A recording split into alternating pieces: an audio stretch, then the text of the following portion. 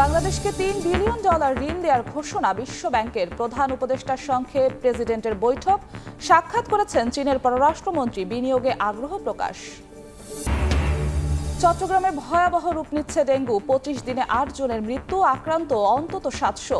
পরীক্ষায় negative report আসলেও দেখা দিচ্ছে লক্ষণ, সতর্ক থাকার পরামর্শ। সংস্কারের অভাবে অকার্যকর খুলনার 2 শতাধিক স্লুইস গেট, জলাবদ্ধতা দেখা দেয়ায় ফসল চাষ নিয়ে দুশ্চিন্তা, নতুন তৈরির প্রকল্প নিয়েছে পানি উন্নয়ন বোর্ড।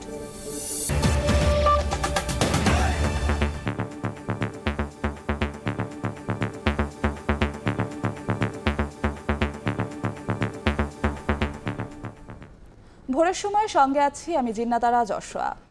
বাংলাদেশকে $3.5 বিলিয়ন ঋণ দেওয়ার ঘোষণা দিয়েছে বিশ্ব ব্যাংক। অন্তর্বর্তী সরকারের সংস্কার কর্মসূচির সহায়তায় সহজ শর্তে এ ঋণ দেবে সংস্থাটি। নিউ ইয়র্কে প্রধান উপদেষ্টা ডক্টর মোহাম্মদ ইউনুসের সঙ্গে বৈঠকে একথা জানিয়েছেন বিশ্ব ব্যাংকের প্রেসিডেন্ট অজয় বাঞ্জা। এদিকে বাংলাদেশে সোলার প্ল্যান্ট নির্মাণ সহ বিদ্যুৎ, জ্বালানি খাত এবং অবকাঠামো উন্নয়নে বিনিয়োগের আগ্রহ প্রকাশ করেছে চীন। ডক্টর ইউনুসের সঙ্গে আলাদা বৈঠকে এ তথ্য জানানোর চীনের পররাষ্ট্রমন্ত্রী ওয়াং ই। নিউ ইয়র্ক থেকে হাসানুজ্জামান সাকির রিপোর্ট। জাতিসংঘের সাধারণ পরিষদের ৭৯তম অধিবেশনের ফাঁকে সাইড লাইনে প্রধান উপদেষ্টা ডক্টর মোহাম্মদ ইউনুসের সাথে সাক্ষাৎ করেন চীনের পররাষ্ট্রমন্ত্রী ওয়াং ই। আধ ঘণ্টা বৈঠকে চীনা পররাষ্ট্রমন্ত্রী অন্তর্বর্তী সরকারের প্রধানের দায়িত্ব নেয়ায় ডক্টর ইউনুসকে অভিনন্দন জানান। বলেন, অধ্যাপক ইউনুস চীনের পুরনো বন্ধু। ২০০৬ সালে ডক্টর ইউনুস যখন শান্তিতে নোবেল পুরস্কার পান, তখন তাকে প্রথম অভিনন্দন জানিয়েছিল চীন। পররাষ্ট্রমন্ত্রী ওয়াং ই বলেন, চীন বাংলাদেশের সাথে বন্ধুত্বপূর্ণ সম্পর্ক আরও আস্থাশীল ও সুদৃঢ় করতে চায়। সোলার প্ল্যান্ট স্থাপন সহ বিদ্যুৎ, জ্বালানি খাত ও অবকাঠামোগত উন্নয়নে চীন বাংলাদেশে বিনিয়োগের আগ্রহ প্রকাশ করায় পররাষ্ট্রমন্ত্রীকে ধন্যবাদ জানান প্রধান উপদেষ্টা। চায়না অনেকগুলো বিষয়ে বাংলাদেশের সাথে ট্রেড বাড়াতে চায়, বাংলাদেশে ইনভেস্টমেন্ট বাড়াতে চায় এবং বাংলাদেশের সাথে তার যে কম্প্রিহেন্সিভ স্ট্র্যাটেজিক যে পার্টনারশিপ আছে এটাকে আরও সুদৃঢ় করতে চায়। পৃথিবীতে চায়না হচ্ছে সোলার প্যানেলে নাম্বার 1 ম্যানুফ্যাকচারার। চায়নার সোলার প্যানেল ফ্যাক্টরিগুলো যদি বাংলাদেশে কোম্পানিগুলো যদি বাংলাদেশে ইনভেস্টমেন্ট করে তো এটা অনেক বড় বিষয়। আজকে ওয়াংই বললেন যে তারা এটাকে খুবই হাই ইম্পর্টেন্স দিচ্ছেন। এর আগে প্রধান উপদেষ্টা ডক্টর মোহাম্মদ ইউনুসের সাথে দেখা করেন বিশ্ব ব্যাংকের প্রেসিডেন্ট অজয় বাঞ্জা। এ সময় বাংলাদেশ পুনর্গঠনে অন্তর্বর্তী সরকারের নেয়া সংস্কার কর্মসূচির সহায়তায় $3.5 বিলিয়ন বা প্রায় ৪২,০০০ কোটি টাকা সহজ শর্তে ঋণ দেওয়ার ঘোষণা দেন। এর মধ্যে নতুনভাবে দেয়া হচ্ছে প্রায় ২৪,০০০ কোটি টাকা, আর আগের ঋণ সহায়তা থেকে ১৮,০০০ কোটি টাকা সমন্বয় করা হবে বাংলাদেশ পুনর্গঠন সংস্কার খাতে। অজয় বাঙ্গা জানিয়েছেন যে বাংলাদেশকে ওয়ার্ল্ড ব্যাংক $3.5 বিলিয়ন এই অর্থ বছরে দিতে পারবে। এটা অনেক টাকা এই জন্য যে বাংলাদেশের যে লিকুইডিটি সাপোর্ট লাগবে বা বাংলাদেশের যে এই পুরো জিনিসটা $3.5 বিলিয়ন তারা ইনভেস্ট করবেন হচ্ছে বাংলাদেশের রিফর্মকে সাপোর্ট করে। প্রধান উপদেষ্টার সাথে সৌজন্য সাক্ষাৎ করেন যুক্তরাষ্ট্রের বৈদেশিক সাহায্য প্রদানকারী সংস্থা ইউএসএইডের প্রশাসক মিস সামান্তা পাওয়ার। তিনিও বাংলাদেশকে আরও সহায়তা বাড়ানোর প্রতিশ্রুতি দেন। প্রধান উপদেষ্টার মুখপাত্র জানিয়েছেন, ডক্টর মোহাম্মদ ইউনুসের সাথে এসব বৈঠক হয়েছে আন্তরিক ও সৌহার্দ্যপূর্ণ পরিবেশে। বিভিন্ন দেশের বিনিয়োগ এবং আর্থিক প্রতিষ্ঠানের এই ঋণ সহায়তার প্রতিশ্রুতি বাংলাদেশের পুনর্গঠনে গুরুত্বপূর্ণ ভূমিকা রাখবে বলে জানান তিনি। হাসানুজ্জামান সাকি, সময় সংবাদ, জাতিসংঘ সদর দপ্তর, মিডিয়া সেন্টার, নিউ ইয়র্ক। এর আগে পাকিস্তানের প্রধানমন্ত্রী শাহবাজ শরীফের সঙ্গে দ্বিপক্ষীয় বৈঠক করেন অন্তর্বর্তী সরকারের প্রধান উপদেষ্টা ডক্টর মোহাম্মদ ইউনুস। বৈঠকের পর প্রধান উপদেষ্টার অফিসিয়াল ফেসবুক পেজে জানানো হয়, আলোচনায় বিভিন্ন পর্যায়ে দ্বিপক্ষীয় সহযোগিতা পুনরুজ্জীবিত করার ওপর গুরুত্ব দেওয়া হয়। এছাড়াও ডক্টর ইউনুসকে শুভেচ্ছা জানিয়েছেন দক্ষিণ আফ্রিকার প্রেসিডেন্ট। দায়িত্ব নেয়ার পর প্রথমবার জাতিসংঘ অধিবেশনে বিভিন্ন দেশের সরকার ও রাষ্ট্রপ্রধানদের সঙ্গে সৌজন্য সাক্ষাৎ ও বৈঠকের মধ্যে দিয়ে ব্যস্ত সময় পার করছেন অন্তর্বর্তী সরকারের প্রধান উপদেষ্টা ডক্টর মোহাম্মদ ইউনুস। জাতিসংঘ সাধারণ পরিষদের অধিবেশনের ফাঁকে বুধবার সংস্থাটির সদর দফতরে পাকিস্তানের প্রধানমন্ত্রী শাহবাজ শরীফের মধ্যে দ্বিপাক্ষীয় বৈঠক করেন প্রধান উপদেষ্টা ডক্টর মোহাম্মদ ইউনূস। বৈঠকের পর প্রধান উপদেষ্টার অফিসিয়াল ফেসবুক পেজে জানানো হয়, বাংলাদেশের প্রধান উপদেষ্টা ও পাকিস্তানের প্রধানমন্ত্রীর আলোচনায় বিভিন্ন পর্যায়ে দ্বিপাক্ষীয় সহযোগিতা পুনর্জীবিত করার ওপর গুরুত্ব দেওয়া হয়েছে। পাকিস্তানের সাথে আমাদের যে সম্পর্কটা, বাইলেটারাল সম্পর্কটা, এটা অনেকদিন ধরে ডরমান্ট অবস্থায় আছে।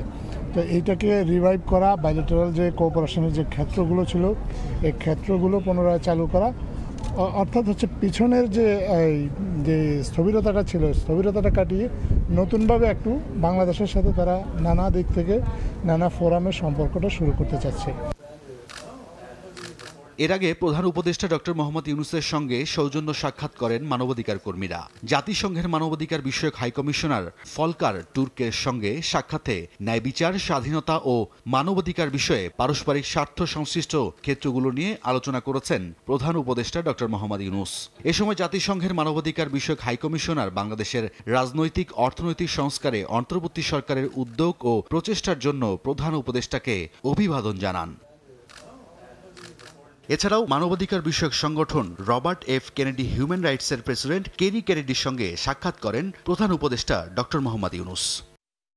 এদিকে যুক্তরাষ্ট্রের আন্তর্জাতিক বিষয়ক উন্নয়ন সংস্থার প্রশাসক সামান্তা পাওয়ারের সঙ্গে বৈঠক করেছেন প্রধান উপদেষ্টা ডক্টর মোহাম্মদ ইউনূস। বুধবার অনুষ্ঠিত এই বৈঠকে যোগাযোগ, জ্বালানি, বিচার ব্যবস্থা ও তারুণ্য বিকাশের মতো গুরুত্বপূর্ণ ক্ষেত্রে সহযোগিতা বাড়ানোর বিষয়ে আলোচনা হয়।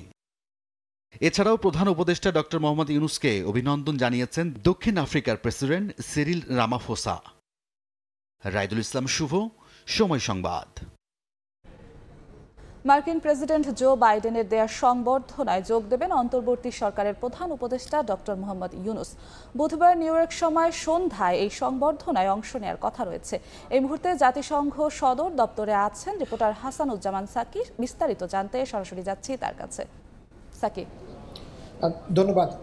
প্রধান উপদেষ্টা ডক্টর মোহাম্মদ ইউনূসের আজকে দ্বিতীয় দিনটি অতিবাহিত করেছেন জাতিসংঘের সাধারণ পরিষদে যোগ দিতে এসে এই ৭৯তম অধিবেশন, এবং এর ফাঁকে সাইডলাইনে তিনি কিন্তু ব্যস্ত সময়ে অতিবাহিত করেছেন। আজকেও প্রায় 10টি কিংবা তারও বেশি কর্মসূচিতে অংশ নিয়েছেন অধ্যাপক মোহাম্মদ ইউনূস, এবং এই মুহূর্তে মার্কিন প্রেসিডেন্ট জো বাইডেনের সঙ্গে কিন্তু তিনি আবারও তার দেখা হচ্ছে। মার্কিন প্রেসিডেন্ট বিভিন্ন দেশের রাষ্ট্র এবং সরকার প্রধানদের সম্মানে যে সংবর্ধনার আয়োজন করেছেন সেখানে তিনি যোগ দিয়েছেন, এবং দুই নেতার মধ্যে গতকালের পর আবারও দেখা হচ্ছে, এবং এই দেখাটি আসলে সৌজন্যমূলক দেখা এবং ফটো সেশনের মধ্যে এবং নৈশভোজের মধ্যেই মোটামুটি সীমাবদ্ধ থাকবে এই আয়োজনে। এই মুহূর্তে মার্কিন প্রেসিডেন্টের এই সংবর্ধনা সভার আয়োজনের মধ্যে আসলে এখন এই মুহূর্তে প্রধান উপদেষ্টা ডক্টর মোহাম্মদ ইউনূস রয়েছেন। আপনি জানেন যে এর আগে মঙ্গলবার মার্কিন প্রেসিডেন্ট জো বাইডেনের সঙ্গে বাংলাদেশের প্রধান উপদেষ্টা, অন্তর্বর্তী সরকারের প্রধান উপদেষ্টার সঙ্গে দ্বিপক্ষীয় বৈঠক হয়েছে, একান্ত বৈঠক হয়েছে, এবং এই বৈঠকে বাংলাদেশের সরকারকে তিনি, এই মুহূর্তের সরকার যে অন্তর্বর্তী সরকার, সেই সরকারকে জো বাইডেন পূর্ণ সমর্থন জানিয়েছেন, এবং বাংলাদেশের পুনর্গঠন এবং বাংলাদেশ সরকারের বিভিন্ন সহযোগিতায় যুক্তরাষ্ট্র পাশে থাকবে বলে জানিয়েছিলেন জো বাইডেন। আজকেও সৌজন্য সাক্ষাৎটা হবে, বা এখন সেই সংবর্ধনা অনুষ্ঠানে আছেন জো বাইডেনের প্রধান উপদেষ্টা মোহাম্মদ ইউনূস। এর আগে যে ব্যস্ত সময় পার করেছেন তিনি, সেখানে কিন্তু যুক্তরাষ্ট্রের যে বাংলাদেশের যে বিভিন্ন প্রতিষ্ঠান আছে, USAID যে সহায়তা প্রতিষ্ঠান, আর্থিক সহায়তা প্রতিষ্ঠান, সেই সব উন্নয়ন সহায়তা প্রতিষ্ঠান, সেই USAID-এর প্রধান ডক্টর মোহাম্মদ ইউনূসের সঙ্গে দেখা করেছেন, এবং সেখানে তিনি বাংলাদেশের উন্নয়নে USAID আরও সহায়তা দেবে বলে জানিয়েছে, এরকম একটি খবর আমরা পেয়েছি। তার মধ্যে বিশ্বব্যাংকের প্রধানের সঙ্গে যে অজয় বানজা, তার সঙ্গে বৈঠক হয়েছে, যেটি আমার রিপোর্টের মধ্যেই দেখেছেন। এটি একটি বড় খবর। বাইডেনের সঙ্গে ডক্টর মোহাম্মদ ইউনূসের দ্বিপক্ষীয় বৈঠকের পর, যুক্তরাষ্ট্রের সমর্থন পাবার পর, বিশ্ব ব্যাংক আজকে একটি বড় খবর দিয়েছে। তারা প্রায় 42,000 কোটি টাকা বাংলাদেশে ঋণ সহায়তা দিচ্ছে। আপনি জানেন যে বিশ্ব ব্যাংকের এই আর্থিক সহায়তা বা ঋণটি খুবই সহজ শর্তে হয়। এটি একটি বড় খবর। পাশাপাশি আজকের আরেকটি গুরুত্বপূর্ণ ইভেন্ট খবর ছিল চীনের পররাষ্ট্রমন্ত্রী ওয়াং ই তিনি প্রধান উপদেষ্টা ডক্টর মোহাম্মদ ইউনূসের সঙ্গে দেখা করেছেন এবং চীনও কিন্তু বাংলাদেশকে পূর্ণ সহায়তা দেওয়ার কথা জানিয়েছে এবং বাংলাদেশে বিনিয়োগের আগ্রহ প্রকাশ করেছে এবং চীনের পররাষ্ট্রমন্ত্রী বলেছেন যে ডক্টর মোহাম্মদ ইউনূস দীর্ঘদিন ধরেই চীনের খুবই ঘনিষ্ঠ বন্ধু। পাশাপাশি এই বৈঠকে নেপালের প্রধানমন্ত্রী তার সঙ্গে বৈঠক হয়েছে, আফ্রিকার প্রেসিডেন্টের সঙ্গে বৈঠক হয়েছে, আরও বিভিন্ন আর্থিক প্রতিষ্ঠানের সঙ্গে বৈঠক হয়েছে এবং নিউ ইয়র্ক টাইমসের আয়োজনে ক্লাইমেট চেঞ্জ নিয়ে একটি ইভেন্টেও ডক্টর মোহাম্মদ ইউনূস যোগ দিয়েছিলেন। সবকিছু মিলিয়ে দ্বিতীয় দিনটিও কিন্তু খুব ব্যস্ততার মধ্যেই কেটেছে অন্তর্বর্তী সরকারের প্রধান উপদেষ্টা ডক্টর মোহাম্মদ ইউনূসের। এই ছিল আমার কাছে আজকের প্রধান উপদেষ্টার যে কর্মসূচিগুলো ছিল তার সর্বশেষ। আপনাকে ধন্যবাদ। হাসানুজ্জামান সাকি, সময় সংবাদ, জাতিসংঘ সদর দপ্তর, মিডিয়া সেন্টার, নিউ ইয়র্ক। জাতিসংঘের সদর দফতর থেকে সরাসরি যুক্ত ছিলেন সহকর্মী হাসানুজ্জামান সাকি। এদিকে নিউ ইয়র্কে বাইডেন ইউনূস বৈঠককে বাংলাদেশ যুক্তরাষ্ট্র সম্পর্কের ঐতিহাসিক সূচনা বলছেন বিশ্লেষকরা। দেশের স্বার্থে এই সম্পর্ককে কাজে লাগানোর পরামর্শ তাদের। বলছেন বিনিয়োগ বাড়ানো, পাচারের অর্থ ফেরানোর মতো বিষয়ে সহযোগিতা মিললে সুফল পাবে বাংলাদেশ। সানবীর রুপলের রিপোর্ট। জাতিসংঘের সাধারণ অধিবেশনের ফাঁকে মার্কিন প্রেসিডেন্ট জো বাইডেন এবং বাংলাদেশের অন্তর্বর্তী সরকারের প্রধান উপদেষ্টা ডক্টর মোহাম্মদ ইউনূসের বৈঠকে দুই দেশের স্বার্থ সংশ্লিষ্ট নানা বিষয়ে আলোচনা হয়। ডক্টর ইউনূস তুলে ধরেন সম্প্রতি ঘটে যাওয়া গণ অভ্যুত্থানের চিত্র, আর বর্তমান সরকারের সহযোগিতায় পূর্ণ সমর্থন জানান মার্কিন প্রেসিডেন্ট। ৩০ মিনিটের এ বৈঠকে দুই দেশের সম্পর্কের ঐতিহাসিক সূচনা বলছেন বিশ্লেষকরা। আমেরিকা বলছে আমরা সব ধরনের সাহায্য করব। এখন সেটা আরও যখন স্পেসিফিক হবে তখন হয়তো বোঝা যাবে যে আসলে ওই সব ধরনের সাপোর্টের মধ্যে কী জিনিসগুলো আছে। সাক্ষাতের মাধ্যমে এই বাংলাদেশের প্রতি যে আমেরিকা এবং তথা সারা বিশ্বের একটা অকুণ্ঠ সমর্থন আসছে, বাংলাদেশের আমি বলবো যে ভাবমূর্তি তো অনেক উপরে আসছে। সাধারণ অধিবেশনের সাইডলাইনে কানাডার প্রধানমন্ত্রী, ব্রাজিলের প্রেসিডেন্ট সহ বেশ কয়েকটি গুরুত্বপূর্ণ দেশের সরকার প্রধানের সঙ্গে বৈঠক হয়। অন্যদিকে পররাষ্ট্র উপদেষ্টার সঙ্গে বৈঠক হয় ভারতের পররাষ্ট্রমন্ত্রীর। এসব বৈঠকে রোহিঙ্গা প্রত্যাবাসন, অর্থনৈতিক ও বাণিজ্যিক সুবিধা আদায়ের বিষয়ে অগ্রাধিকার পায়। জয়শঙ্করের সঙ্গে বৈঠক প্রতিবেশী দেশ ভারতের সঙ্গে সম্পর্কের টানাপোড়েন শীতল করতে ভূমিকা রাখবে বলে আশা প্রকাশ করেন এই বিশ্লেষক। ভারতের ব্যাপারে বাংলাদেশিদের যথেষ্ট নেগেটিভ একটা চিন্তাভাবনা আছে এবং ভারতও আমি মনে করি এর মধ্যে জেনেছে। এখন কতখানি সেটা বোঝাতে পেরেছেন ফরেন অ্যাডভাইজার সেটা দেখা দরকার। অনেক কিছু পরিবর্তন করা যায়, কিন্তু নেইবারকে তো আমরা কখনই করতে পারবো না। সম্পর্কটা দুদিক থেকেই যেন উইন উইন সিচুয়েশন থাকে। গত 15 বছরে এটা একটা বিকলাঙ্গ অর্থনীতি আমরা পেয়েছি। আমাদের ধারণা অর্থের কোনো অসুবিধা হবে না, ব্যবহার করার মতো আমাদের ক্যাপাসিটি। 3 ওনাকে সময় দেওয়া, যদি আনডিস্টার্ব ওনাকে সময় দেওয়া হয় তাহলে কিন্তু নতুন বাংলাদেশ গড়ে তুলতে পারবেন। সবগুলো বৈঠকের ফলাফল বাস্তব প্রতিফলনের উপর নির্ভর করবে বলে মনে করেন বিশ্লেষকরা। চেষ্টা চলতে থাকবে কীভাবে ওদেরকে কত সম্ভব ওদেরকে পাঠানো যায়। একসাথে সব না হলেও অন্তত কিছু কিছু করে পাঠানো সম্ভব হবে কিনা এর চেষ্টা অব্যাহত থাকবে। সানবীর রুপল, সময় সংবাদ, ঢাকা। ভারতের সঙ্গে প্রতিবেশী শ্রীলঙ্কা ও বাংলাদেশের ইতিবাচক ও গঠনমূলক সম্পর্ক অব্যাহত থাকবে বলে আশা প্রকাশ করেছেন ভারতের পররাষ্ট্রমন্ত্রী এস জয়শঙ্কর। মঙ্গলবার নিউ ইয়র্কে এশিয়া সোসাইটি ও এশিয়া সোসাইটি পলিসি ইনস্টিটিউট আয়োজিত অনুষ্ঠানে দেয়া বক্তব্যে এ কথা জানান জয়শঙ্কর। ভারতীয় পররাষ্ট্রমন্ত্রীর দাবি, প্রতিবেশী রাষ্ট্রগুলোর রাজনৈতিক বিষয়ে নিয়ন্ত্রণের চেষ্টা চালায় না ভারত। বাংলাদেশের পরিস্থিতি এখন কিছুটা অন্যরকম উল্লেখ করে জয়শঙ্কর বলেন, গত 1 দশকে ভারত এমন কিছু প্রকল্পে কাজ করেছে যা উভয় দেশের জন্যই মঙ্গলজনক। সার্বিকভাবে অর্থনৈতিক কার্যক্রম বেড়েছে। একদিন আগেই জাতিসংঘের সাধারণ পরিষদের ৭৯তম অধিবেশনের ফাঁকে বাংলাদেশের পররাষ্ট্র উপদেষ্টা তৌহিদ হোসেনের সঙ্গে বৈঠক করেন Jaishankar.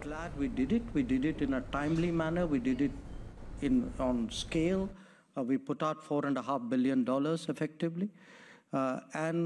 What it did was it stabilized the Sri Lanka. July বিপ্লবের ঘটনা ও বিপ্লবে আত্মদানকারীদের জীবনী পাঠ্যপুস্তকে অন্তর্ভুক্ত করার দাবি জানিয়েছেন শহীদদের স্বজন, সহপাঠী সহ নানা শ্রেণী পেশার মানুষ। আগামী প্রজন্মকে তরুণদের এই অবদানের কথা জানাতে এসব ঘটনা সন্নিবেশ করা জরুরি বলে মনে করেন শিক্ষাবিদরা। আর জুলাই বিপ্লব ও ছাত্র জনতার অভ্যুত্থান বইয়ে তুলে ধরতে কাজ চলছে বলে জানিয়েছে জাতীয় শিক্ষাক্রম ও পাঠ্যপুস্তক বোর্ড। দেয়ালে দেয়ালে গ্রাফিতিতে তাই আঁকা আবু সাইদ আর মীর মুগ্ধর আত্মদানের বীরত্ব গাথা। আন্দোলনে যোগ দিয়েছিলেন সারা দেশের নানা শ্রেণী পেশার মানুষ। তাই দেশকে বৈষম্য মুক্ত করতে এই গণজাগরণের ঘটনা পাঠ্যপুস্তকে অন্তর্ভুক্ত করার দাবি শহীদ পরিবারের অনেকের। আত্মত্যাগ সেটা যদি পাঠ্য বইয়ে আসে তাহলে আমরা অবশ্যই সবাই সেটাকে সাধুবাদ জানাবো এবং আমরা চাইবো যে এমন কিছু হোক। এটা পরবর্তী প্রজন্মের জন্য পাঠ্য বইয়ে অন্তর্ভুক্ত করে এটা তাদেরকে জানানোর সুযোগ করে দিবেন। আন্দোলনে আত্মোৎসর্গকারী বিশেষত আবু সাইদ ও মীর মুগ্ধর জীবনী বইয়ের পাতায় দেখতে চান শহীদের সহপাঠী ও শিক্ষকরা। যারা আমাদের পরবর্তীতে আসবে তারা নতুন দেশ যে গড়ার যে একটা স্পৃহা, যে একটা ভালো লাগা, যে এই রক্তের বিনিময়ে তারা এটা ধরে রাখতে পারবে এবং মানুষ যখন জানবে। ভবিষ্যতের ছাত্রদের কাছে আমাদের এই বার্তাটা পৌঁছে দেওয়ার জন্য শহীদ আবু সাইদকে নিয়ে লেখার অনেক কিছু আছে। পাঠ্যপুস্তক রচনার সঙ্গে যুক্ত বিশেষজ্ঞ ও শিক্ষাবিদরা বলছেন, আগামী প্রজন্মকে তরুণ প্রজন্মের এই সাহসিকতার কথা জানাতে আলোচিত এসব ঘটনা ইতিহাসের পাতায় লিপিবদ্ধ করা জরুরি। সামনে আমাদের যে পাঠ্যপুস্তক প্রণীত হবে সেই পাঠ্যপুস্তকে অবশ্যই আমাদের ইতিহাসের ধারাবাহিকতায় 2024-এর যে ঘটনা এবং সেই ঘটনায় যারা শাহাদাত বরণ করেছেন তাদের অন্তর্ভুক্তিটা এটা একেবারেই আমাদের একটা নৈতিক দায়িত্ব। জুলাই বিপ্লব ও ছাত্র জনতার ত্যাগের বিষয়ে পাঠ্যপুস্তকে তুলে ধরতে কাজ চলছে বলে জানিয়েছে জাতীয় শিক্ষাক্রম ও পাঠ্যপুস্তক বোর্ড। জুলাইয়ের যে ছাত্র নাগরিক বা ছাত্র গণ অভ্যুত্থান যেটা হলো তার একটা রিফ্লেকশন আমাদের কোনো কন্টেন্টে দেওয়া যায় কিনা আমরা চেষ্টা করব। পাঠ্যতালিকার কোন বিষয়ে এই ঘটনা অন্তর্ভুক্ত হতে পারে তা পাঠ্যপুস্তক বিশেষজ্ঞ সহ সংশ্লিষ্ট অংশীজনের সঙ্গে আলোচনা করে সিদ্ধান্ত নেওয়া হবে বলে জানিয়েছে বোর্ড। বর্তমান অন্তর্বর্তীকালীন সরকার। শাকির আহমেদ, সময় সংবাদ, ঢাকা। ভোরের সময় আরো থাকছে। চট্টগ্রাম কাস্টমসে সফটওয়্যার জটিলতায় ভোগান্তিতে ব্যবসায়ীরা, ব্যাহত আমদানি রফতানি কার্যক্রম, জরিমানার আশঙ্কা, ব্যবহারকারীদের সংকট কাটানোর চেষ্টায় বন্দর কর্তৃপক্ষ নির্বাচন ব্যবস্থা দ্রুত সংস্কার করে যৌক্তিক সময়ে ভোটের আহ্বান জানিয়েছেন বিএনপি নেতারা। জনগণের সরকারের হাত ধরে দেশে আবারও মানুষের অধিকার প্রতিষ্ঠিত হবে বলে জানিয়েছেন তারা। নাগরিক ঐক্যের সভাপতি মাহমুদুর রহমান মান্নার শারীরিক অবস্থার খোঁজ নিতে বিএসএমএমইউতে ডক্টর আব্দুল মঈন খান। কেবিন থেকে বেরিয়ে গণমাধ্যমে কথা বলেন বিএনপির স্থায়ী কমিটির এই সদস্য।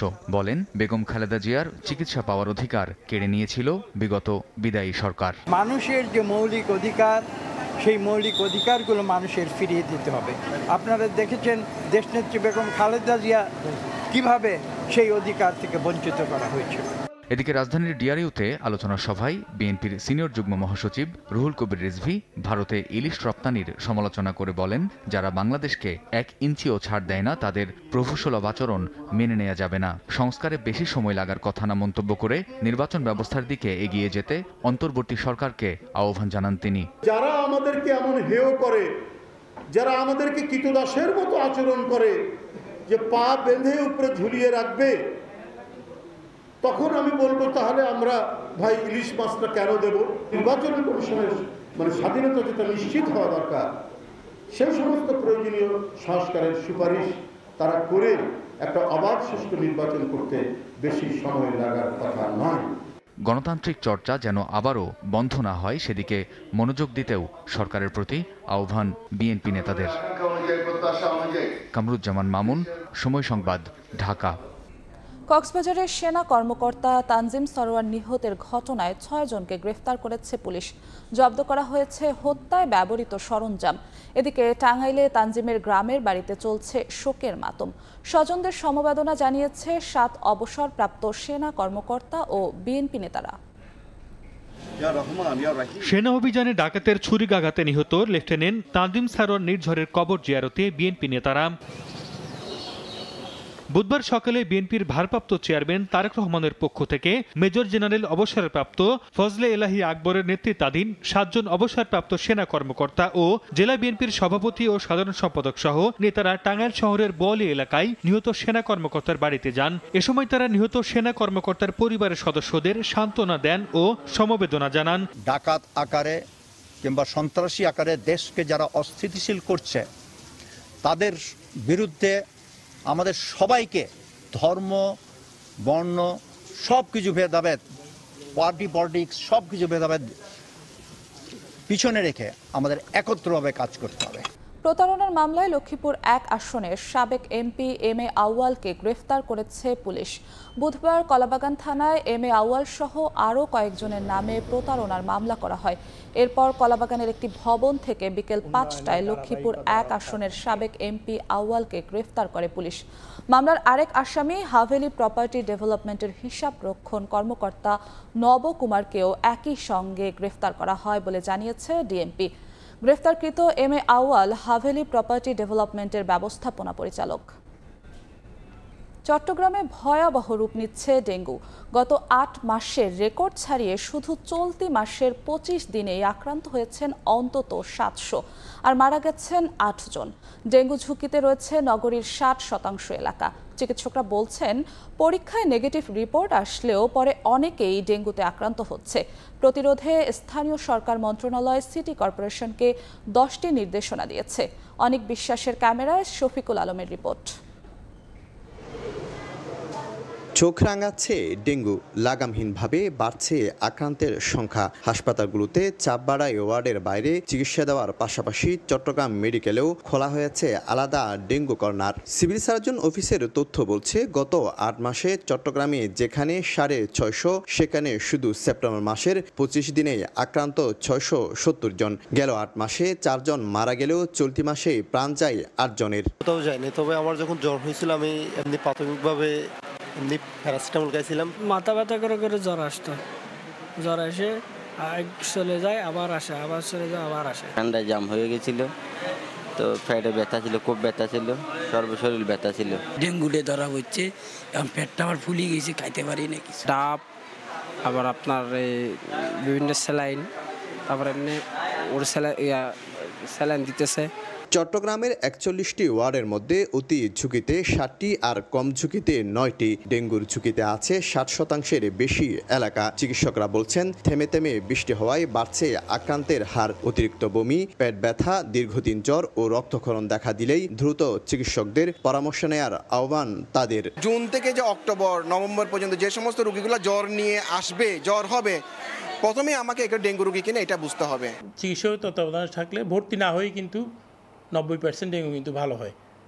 তো যেগুলো মারাত্মক লক্ষণ আছে, অতিরিক্ত বমি, পেট ব্যথা বা শরীরের কোনো জায়গা থেকে রক্তপাত হলে অবশ্যই আপনারা দ্রুত চিকিৎসকের পরামর্শ নিয়ে। নগরীর নালা, নর্দমা ও বাসাবাড়ির সামনে চোখে পড়ছে মশার লার্ভা। আটকে আছে পলিথিন, বোতল ও ডাবের খোসা সহ নানা ময়লা আবর্জনা। সিটি কর্পোরেশন বলছে নিয়মিত পরিষ্কারের পাশাপাশি ছিটানো হচ্ছে ওষুধ। প্রতিরোধে আগামীতে নেওয়া হবে ক্রাশ প্রোগ্রাম। ডেঙ্গু রোগীর সংখ্যা বেশি সেই সব এলাকাগুলোতে চিহ্নিত করে ওই বাড়ির আশেপাশে এবং ওই এলাকায় আমরা কীটনাশক ছিটাই, এবং যেসব এলাকা থেকে রোগীর সংখ্যা বেশি আসে সেসব এলাকাগুলোতে আমরা অতিরিক্ত নজরদারি রাখি। কীটতত্ত্ব ও মহামারী বিশেষজ্ঞরা বলছেন প্রয়োজনীয় ব্যবস্থা না নিলে অক্টোবরে ডেঙ্গুর প্রকোপ আরও বাড়তে পারে।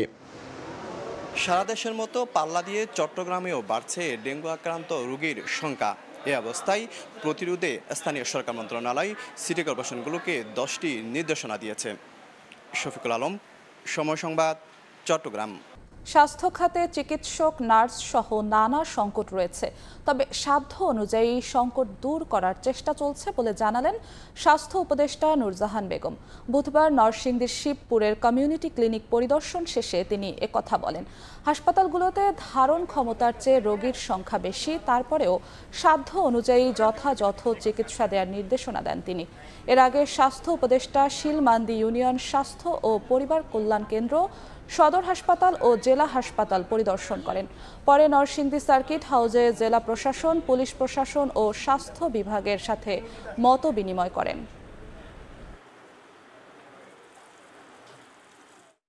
ডাক্তারের সংখ্যা কম, নার্সের সংখ্যা কম, কাজে তাদের পক্ষে এটা সম্পূর্ণ সুন্দরভাবে চিকিৎসা দেওয়াটা সম্ভব হয়ে ওঠে না। এই মুহূর্তে আপনারা নিজেরাও জানেন বাংলাদেশের টাকা কি হয়েছে, এই টাকা কোথায় গেছে আপনারা জানেন। কাজে আমাদের চেষ্টা থাকবে প্রপার চিকিৎসাটা যেন আমরা দিতে পারি। এখানে যদি আমরা ডাক্তার রাখতে পারি, ডাক্তার আমরা রাখতে পারছি না, অনেক ক্ষেত্রেই তারা যারা আছেন তারা আমি বলবো যে তারা অনেক ভালো বলে তারা এখানে আছেন, অনেক ডাক্তার থাকতে চায় না, সেটারও নানান কারণ আছে। ঝিনাইদহের মহেশপুর সীমান্ত দিয়ে বেড়েছে ভারতে অনুপ্রবেশ। সীমান্তের অরক্ষিত অংশ দিয়ে রাতের আধারে আইন শৃঙ্খলা বাহিনীর চোখ ফাঁকি দিয়ে সীমান্ত পার হচ্ছেন তারা। গত 1.5 মাসে বিজিবির হাতে আটক হয়েছে 250 মানুষ। তবে সীমান্ত দিয়ে অবৈধ যাতায়াত রোধে সতর্ক অবস্থানের কথা জানায় বিজিবি। সজিবুল ইসলামের ছবিতে লোটাস রহমান সোহাগের রিপোর্ট। ছোট নদীর দুপাশে দুই দেশ, একদিকে বাংলাদেশ সীমান্তে নেই কোনো প্রতিবন্ধকতা, অন্যদিকে ভারত সীমান্তে কাঁটাতারের বেড়া। তবে 78 কিলোমিটার দীর্ঘ ঝিনাইদহ জেলার সীমান্তের 10 কিলোমিটার এলাকার দুপাশেই অরক্ষিত। ছাত্র জনতার অভ্যুত্থানের পর জেলার অরক্ষিত অংশ মহেশপুর সীমান্ত দিয়ে ভারতে অনুপ্রবেশ বেড়েছে। স্থানীয়দের অভিযোগ, দালাল সিন্ডিকেটের মাধ্যমে দেশের বিভিন্ন স্থান থেকে মানুষ এসে রাতের আধারে সীমান্তে জড়ো হন। লাখ লাখ টাকার বিনিময়ে আইন শৃঙ্খলা বাহিনীর চোখ ফাঁকি দিয়ে রাতেই সীমান্ত পার হন তারা।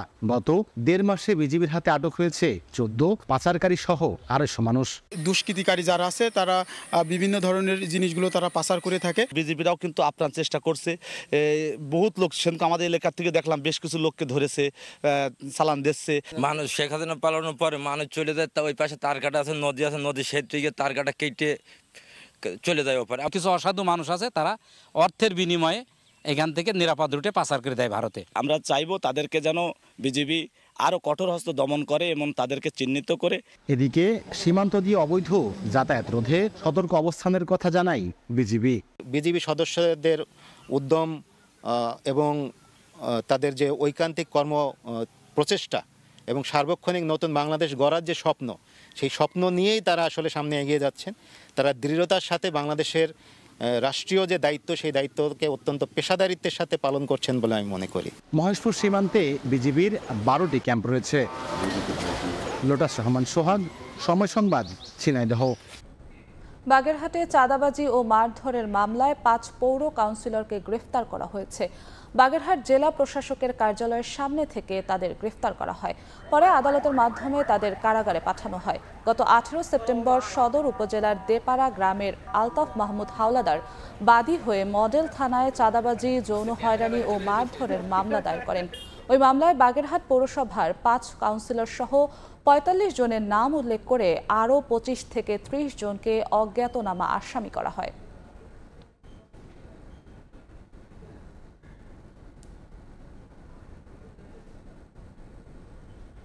বাংলাদেশকে প্রতিবেশী দেশের অঙ্গরাজ্য বানাতেই সেনা কর্মকর্তাদের হত্যা করা হয়েছিল বলে মন্তব্য করেছেন জামায়াতে ইসলামী ঢাকা মহানগর দক্ষিণের সেক্রেটারি ডক্টর শফিকুল ইসলাম মাসুদ।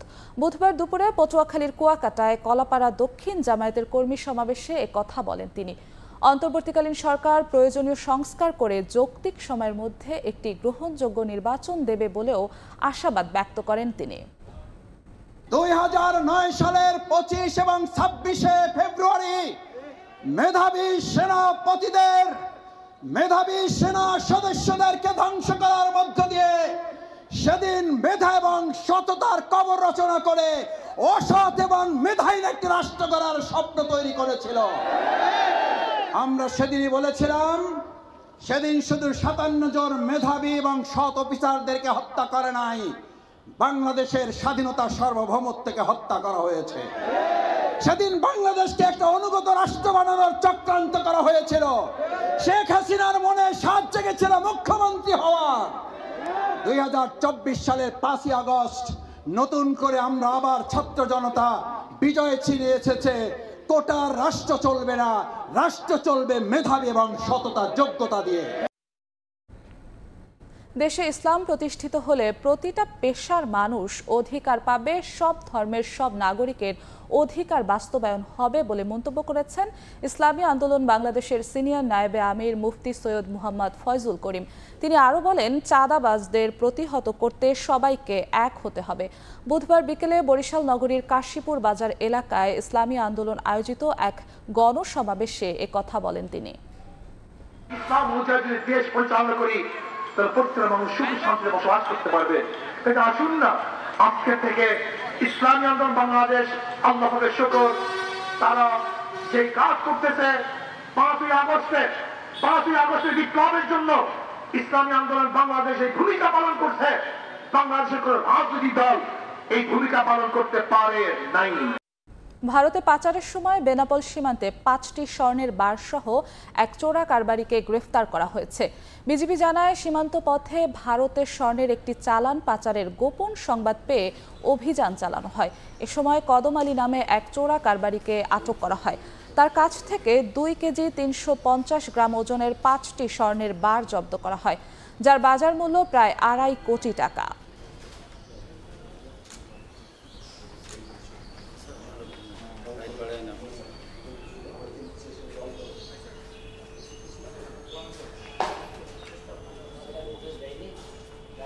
নারায়ণগঞ্জে পরিবেশ দূষণকারী ব্যাটারি তৈরির কারখানাটি বন্ধ করল জেলা প্রশাসন। বুধবার দুপুরে জেলা প্রশাসক মোহাম্মদ মাহমুদুল হকের নেতৃত্বে একটি প্রতিনিধি দল বন্দর উপজেলার লক্ষণখোলা এলাকায় চীনা মালিকানাধীন ব্যাটারির কারখানাটি পরিদর্শন করেন। এ সময় কারখানা থেকে নির্গত বিষাক্ত তরল বর্জ্য ও কালো ধোঁয়ায় পরিবেশ দূষণের প্রমাণ পান। এছাড়া কাগজপত্রে অনিয়মও পাওয়া যায়। পরে কারখানাটি বন্ধ রাখার নির্দেশ দেন তারা। এর আগে মঙ্গলবার কারখানাটি বন্ধের দাবিতে সড়ক অবরোধ করে বিক্ষোভ করেন এলাকাবাসী সহ শিক্ষার্থীরা।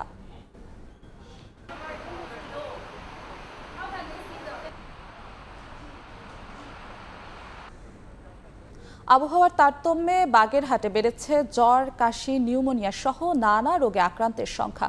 হাসপাতালে বেড়েছে রোগীদের চাপ, দেখা দিয়েছে শয্যা সংকট। চাপ সামলাতে হিমশিম খাচ্ছেন দায়িত্বরতরা।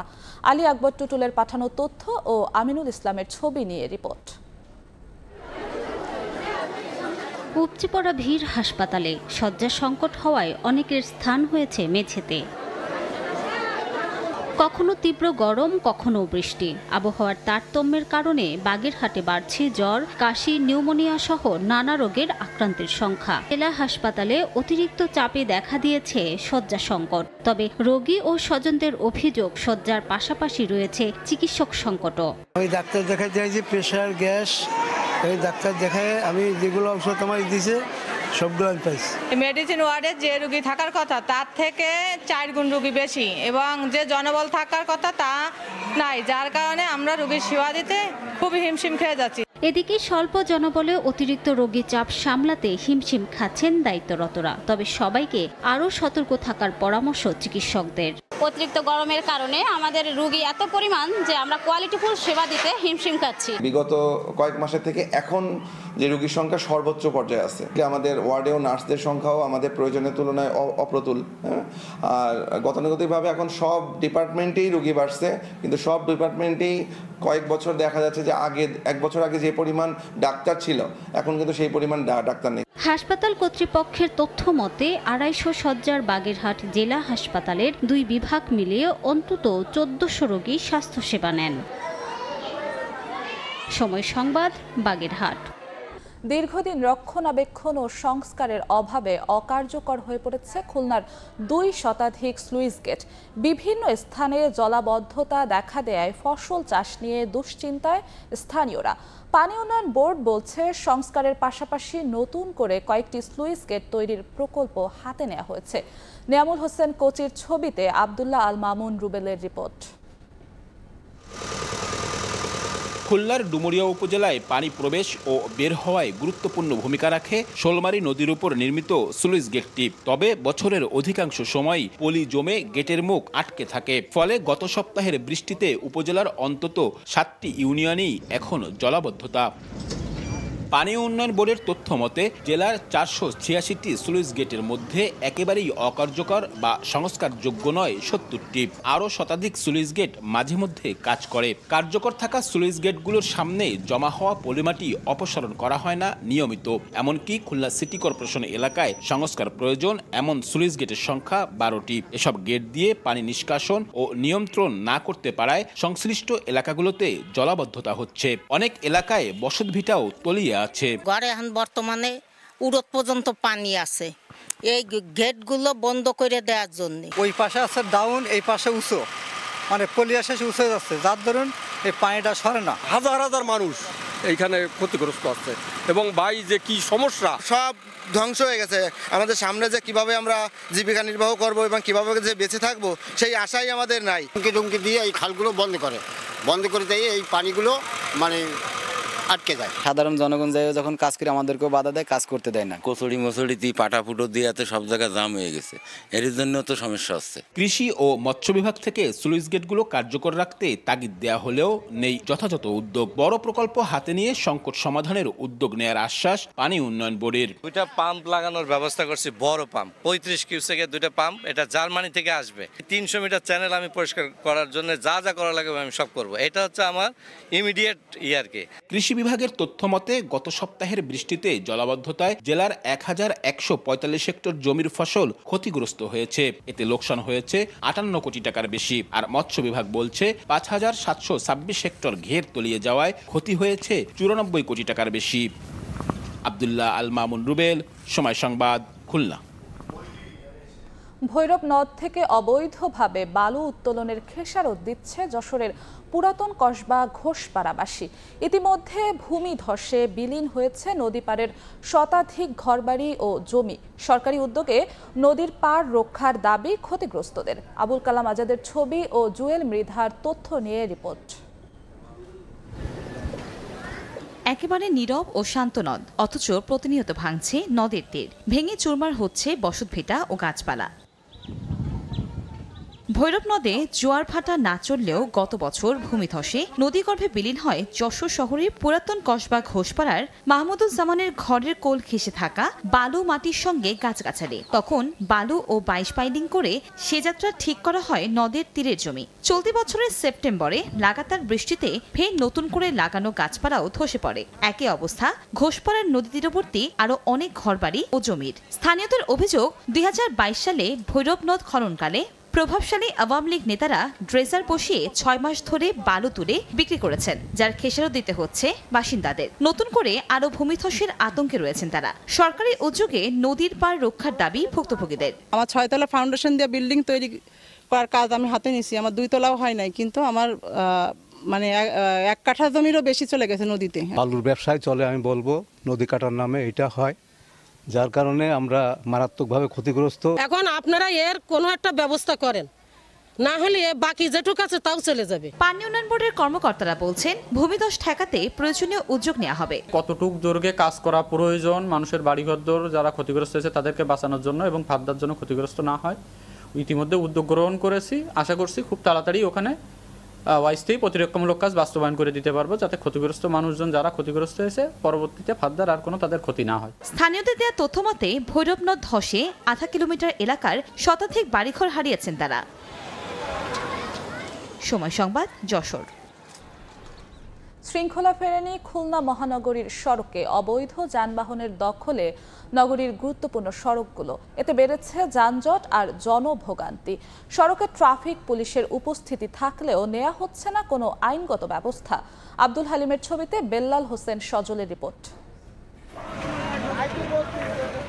সকাল 8টা থেকে রাত 8টা পর্যন্ত খুলনা মহানগরে ভারী যানবাহন চলাচল নিষেধ, অথচ ভর দুপুরে নগরীর ব্যস্ততম এমএ বাড়ি সড়ক দিয়ে গল্লামারিতে প্রবেশ করছে ভারী পণ্যবাহী ট্রাক। শহরের মধ্যে তো দিনের বেলা গাড়ি ঢোকে না, বড় গাড়ি কেন ঢুকালেন? আমরা ভুল করে চলে আসছি, আমরা চিনতে পারিনি। শুধু ট্রাক নয়, নগর জুড়ে ইচ্ছে মতো চলাচল করছে লাইসেন্সবিহীন easy bike, Mahindra, CNG, auto rickshaw, motorcycle, battery চালিত রিকশা সহ বিভিন্ন যানবাহন। সংশ্লিষ্টরা বলছেন, ছাত্র জনতার অভ্যুত্থানের পর ভেঙে পড়েছে নগরীর আইন শৃঙ্খলা পরিস্থিতি।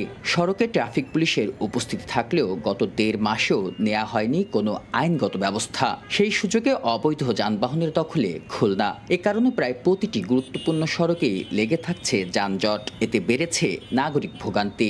অবৈধ কোনো কাগজপাতি নেই, এরা সবসময় রাস্তাটা জাম দিয়ে রাখে। শহরে এখন গাড়ি চালানো আসলেই অনুপযোগী। যে পরিমাণ যানবাহন দরকার তার থেকে মনে করেন 3 গুণ হয়ে গেছে। আশেপাশে সব গাড়ি শহরে ঢুকে সুযোগ নিচ্ছে, শহরে ঢুকে গেছে। পুলিশকে তার পেশাদারিত্বের জায়গায় ফেরাতে হবে, এটার কোনো বিকল্প নাই। একাধজন একাধ চিন্তা করে প্রশাসন, কারণ এই চিন্তা যদি না করতে তাহলে প্রশাসন তো সব কর্মে সংস্থানে যোগ দিত। চেষ্টা করতেছি খুব দ্রুত হয়তো সমাধান হয়ে যাবে। আমরা অ্যাওয়ারনেসমূলক কার্যক্রম করতেছি, অলরেডি অনেকে বলতেছি। এ নিয়ে ক্যামেরার সামনে কথা বলতে রাজি হননি পুলিশের কোনো কর্মকর্তা। নাগরিক সমাজের প্রতিনিধিরা বলছেন, সংশ্লিষ্ট সকল দফতরের সমন্বয় ফেরাতে হবে পুলিশের প্রতি জনগণের আস্থা। জনগণ কিন্তু চায় পুলিশ জনগণের বন্ধু হোক, পুলিশ জনগণের পাশে এসে দাঁড়াক। পুলিশ কিন্তু একটা আস্থার জায়গা জনগণ সবসময় তৈরি করতে চায়, কিন্তু জনগণের চাইতে ভূমিকা হচ্ছে এই আস্থার জায়গাটা কিন্তু জনগণ তৈরি করবে না, এই আস্থার জায়গাটা পুলিশ এবং প্রশাসনকে করতে হবে। ট্রাফিক বিভাগের তথ্য মতে খুলনা মহানগরের সড়কে শৃঙ্খলা ফেরাতে 52টি পয়েন্টে কাজ করেন 120 জন পুলিশ সদস্য। বিল্লাল হোসেন সজল, সময় সংবাদ, খুলনা। চট্টগ্রাম কাস্টমসে সফটওয়্যার জটিলতায় চরম ভোগান্তিতে পড়েছেন ব্যবসায়ীরা। ব্যাহত হচ্ছে আমদানি রফতানি কার্যক্রম, পাশাপাশি জরিমানার আশঙ্কা করছেন ব্যবহারকারীরা। সিস্টেমের আপগ্রেডেশনের কারণে এ সমস্যা জানিয়ে কর্তৃপক্ষ বলছে, সকাল ও রাতের অফ পিক সময়ে কাজ করে সংকট কাটানোর চেষ্টা চলছে। অনেক বিশ্বাসের ক্যামেরায় বিস্তারিত জানাচ্ছেন ফেরদৌস লিপি। আমদানি রফতানি পণ্য চালানের নথি দাখিলের জন্য চট্টগ্রাম কাস্টমসে রাজস্ব কর্মকর্তাদের টেবিলে টেবিলে উপচে পড়া ভিড় সিএনএফ এজেন্টদের। ঘন্টার পর ঘন্টা অপেক্ষা করে আইজিএম চেক করতে পারলেও কম্পিউটার থেকে সার্ভার জটিলতার কারণে পণ্য চালানের অ্যাসেসমেন্ট সম্ভব হচ্ছে না। এতে চরম ভোগান্তিতে পড়তে হচ্ছে তাদের। CNF agent Bangladesh freight forwarder association সহ কেউ কাজ যথাসময়ে শেষ করতে না পারায় ব্যাহত হচ্ছে আমদানি রফতানি কার্যক্রম। ডকুমেন্ট যখন আইজিএম চেক দিতে যায় তখন সার্ভার ঘুরতে থাকে, সঠিক সময়টা পাচ্ছে না। এইভাবে ওনারাও 2-1 ঘন্টা অপেক্ষা করার পরে যদিও 1-2টা ডকুমেন্ট উনি আইজিএম চেক করে স্বাক্ষর দিলে আরও টেবিলে দিলে আরও টেবিলেও সার্ভার নাই। জাহাজ পাচ্ছে না সময় মতো, তারপরে আপনার বন্দরে ড্যামারেজ আসতেছে। এই বিভিন্ন সমস্যার কারণে সরকারও রাজস্ব হারাচ্ছে। ক্রেতা আমাদের থেকে বিমুখ হয়ে যাচ্ছে এবং আমদানির ক্ষেত্রে সঠিক সময় মালটা ইম্পোর্টারের কাছে নিতে পারতেছি না, ওদের ড্যামারেজ খাচ্ছে। সিস্টেমের আপগ্রেডেশনের কারণে এই সমস্যা হচ্ছে জানিয়ে কাস্টমস বলছে, সকাল ও রাতে অফ পিক সময়ে কাজ করে সংকট কাটানোর চেষ্টা করা হচ্ছে। এনবিআর থেকে নিয়ন্ত্রিত হচ্ছে এই সার্ভারটা। তো এনবিআর আমাদের যে ন্যাশনাল এসআইকুরা টিম আছে তারা খুব দ্রুততার সাথে কাজ করতেছে এবং আশা করা যাচ্ছে যে এটা খুব দ্রুতই এই সমস্যাটার সমাধান হয়ে যাবে। তবে এক্ষেত্রে এনবিআর এর উদাসীনতাকে দায়ী করে ভবিষ্যতে বিকল্প ব্যবস্থা রাখার দাবি ব্যবহারকারীদের। যতক্ষণ পর্যন্ত ওই আপগ্রেড ভার্সনটা স্মুথ না হবে ততক্ষণ পর্যন্ত যেন আগের ভার্সন স্মুথলি কাজ করে, এই প্রক্রিয়া সম্পূর্ণ একটা প্রযুক্তিগত ব্যবস্থা। এটা অবশ্যই তাদের আইটি বিশেষজ্ঞরা আছেন, তারা দেখবেন। 2013 সালে সর্বপ্রথম আমদানি রফতানি বাণিজ্যে আন্তর্জাতিক এসআইকুডা ওয়ার্ল্ড সিস্টেম চালু করে চট্টগ্রাম কাস্টমস হাউস। ফেরদৌস লিপি, সময় সংবাদ, চট্টগ্রাম। পর্যাপ্ত সুযোগ সুবিধার অভাবে নির্মাণের 3 বছরেও চালু হয়নি চুয়াডাঙ্গা বিসিক শিল্পনগরীর কার্যক্রম।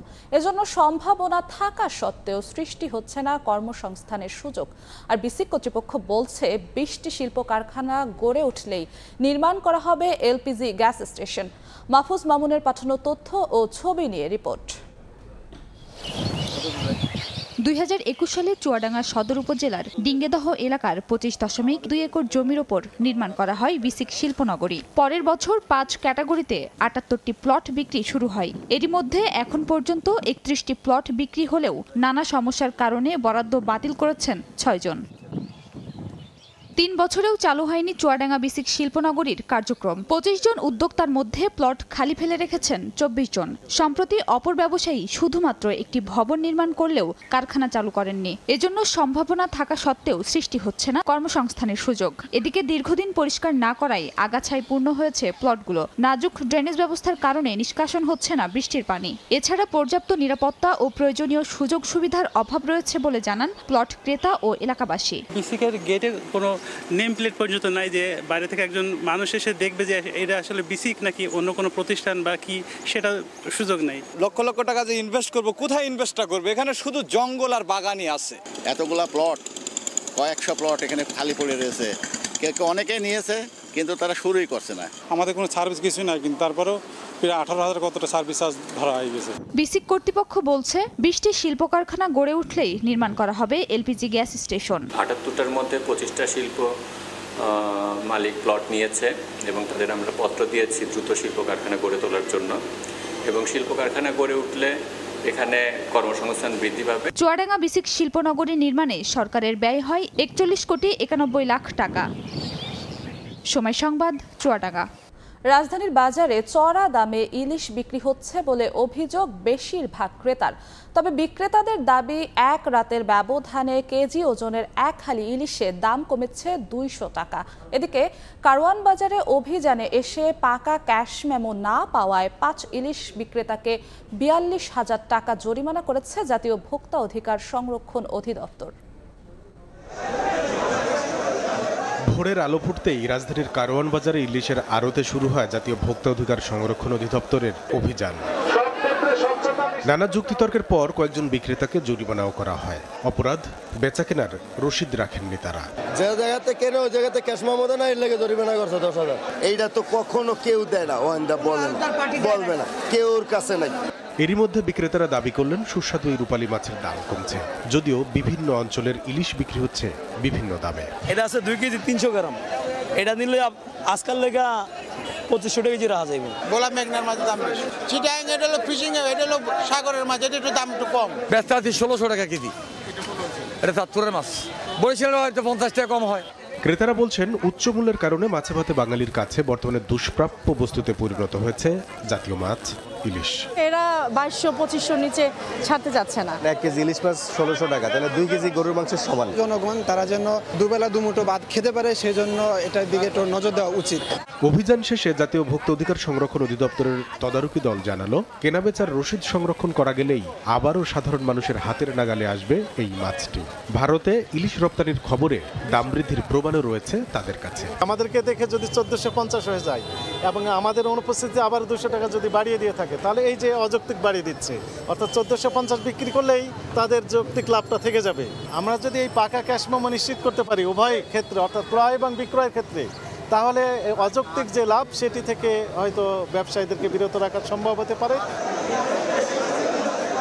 ইলিশ এমন এক মাছ যা কোন অঞ্চল থেকে ধরা হয়েছে তার উপর ভিত্তি করে বাজারে বিভিন্ন দামে বিক্রি করা হয়। জাতীয় ভোক্তা অধিকার সংরক্ষণ অধিদপ্তর বাজার অভিযানে এসে জানিয়ে গেল, কেনা বেচার সময় যদি পাকা রসিদ নিশ্চিত করতে পারা যায় তাহলে দাম কিছুটা সহনীয় পর্যায়ে আসবে। একই সাথে ভোক্তারা বলছেন, এক অঞ্চলের নাম বলে অন্য অঞ্চলের ইলিশ যেন বিক্রি করে তাদের সাথে প্রতারণা করা না হয় তাও নিশ্চিত করতে হবে তদারকি সংস্থাগুলোকে। কামরুল হাসান সবুজ, সময় সংবাদ, ঢাকা। ভারতে 3000 টন ইলিশ রফতানির অনুমতি বাতিল সহ পদ্মা মেঘনার ইলিশ রফতানিতে স্থায়ী নিষেধাজ্ঞা চেয়ে হাইকোর্টে রিট হয়েছে। বাণিজ্য মন্ত্রণালয়ের সচিব, মৎস্য ও প্রাণী সম্পদ মন্ত্রণালয়ের সচিব, জাতীয় রাজস্ব বোর্ডের চেয়ারম্যান ও আমদানি রফতানির কার্যালয়ের প্রধান নিয়ন্ত্রককে বিবাদী করা হয়েছে। রিটকারী আইনজীবী মাহমুদুল হাসান জানান, বাংলাদেশের রপ্তানি নীতি 2021-24 অনুযায়ী ইলিশ মাছ মুক্তভাবে রপ্তানিযোগ্য কোনো মাছ নয়। বাণিজ্য মন্ত্রণালয় ভারতে ইলিশ মাছ রপ্তানির অনুমতি দিয়ে বাংলাদেশের জনগণের স্বার্থ বিরোধী কাজ করেছে।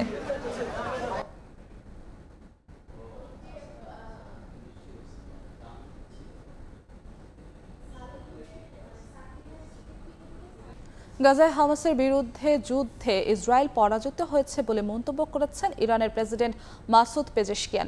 একই সঙ্গে লেবাননকে আরেকটা গাজা হতে দিতে বিশ্ব নেতাদের প্রতি আহ্বান জানান তিনি। পারমাণবিক ইস্যুতে পশ্চিমাদের সঙ্গে চলমান অচল অবস্থা শেষ করার কথাও বলেন ইরানের প্রেসিডেন্ট।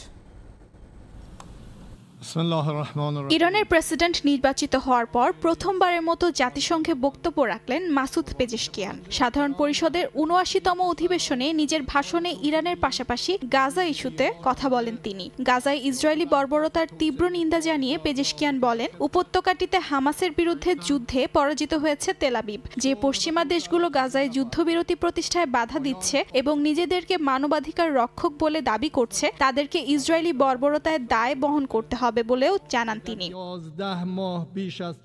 ইরানের প্রেসিডেন্ট তার বক্তব্যে পারমাণবিক ইস্যুতে পশ্চিমাদের সঙ্গে চলমান অচলাবস্থার শেষ করার কথাও তুলে ধরেন। বলেন, একটি উন্নত বিশ্ব গড়তে আন্তর্জাতিক শক্তিশালী দেশগুলোর সঙ্গে কাজ করতে চায় তেহরান।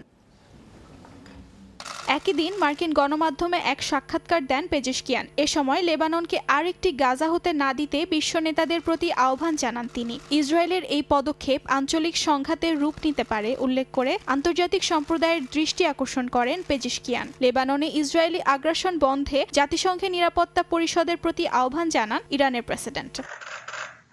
অর্জিতা শাহজিদ, সময় সংবাদ। জার্মানির রাজনীতিতে হঠাৎ পট পরিবর্তনের হাওয়া বইতে শুরু করেছে। একদিকে প্রচলিত রাজনৈতিক দলগুলোর বিপরীতে গিয়ে রক্ষণশীল ডানপন্থী দল এএফডির আকাশচুম্বী জনপ্রিয়তা, অন্যদিকে নতুন রাজনৈতিক দল বিএসভির ঈর্ষণীয় উত্থান। সব মিলিয়ে কেমন হবে আগামীর জার্মানি? B2 বড়ুয়ার report.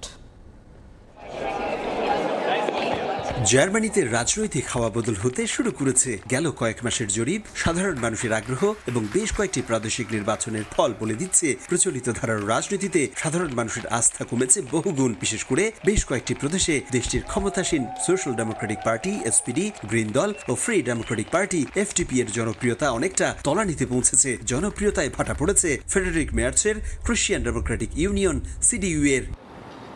তবে জার্মানির ডানপন্থী রাজনৈতিক দল এএফডির পর বড়সড় ভেলকি দেখিয়ে সবার দৃষ্টি আকর্ষণ করতে সক্ষম হয়েছেন জারা বাগেনকনেস্ট। দেশটির বাম দল হিসেবে পরিচিত দি লিঙ্কে থেকে বের হয়ে নতুন রাজনৈতিক দল গঠন করেছেন তিনি। তার হাতে গড়া জোট দল বিন্টনিস জারা বাগেনকনেস্ট ভিএসপি গোটা দেশেই জনপ্রিয়তায় আকাশ ছুঁয়েছে। কয়েক সপ্তাহ আগে শেষ হওয়া থুইরিংয়েন জাকসেনের পর রোববার ব্রান্ডেনবুর্গ অঙ্গরাজ্যের স্থানীয় নির্বাচনেও ভিএসবির 13% উপরে পাওয়া সাফল্য এখন দেশটির চ্যান্সেলর ওলাফ শলজ সহ পুরনো বড় দলগুলোর জন্য মাথা ব্যথার কারণ।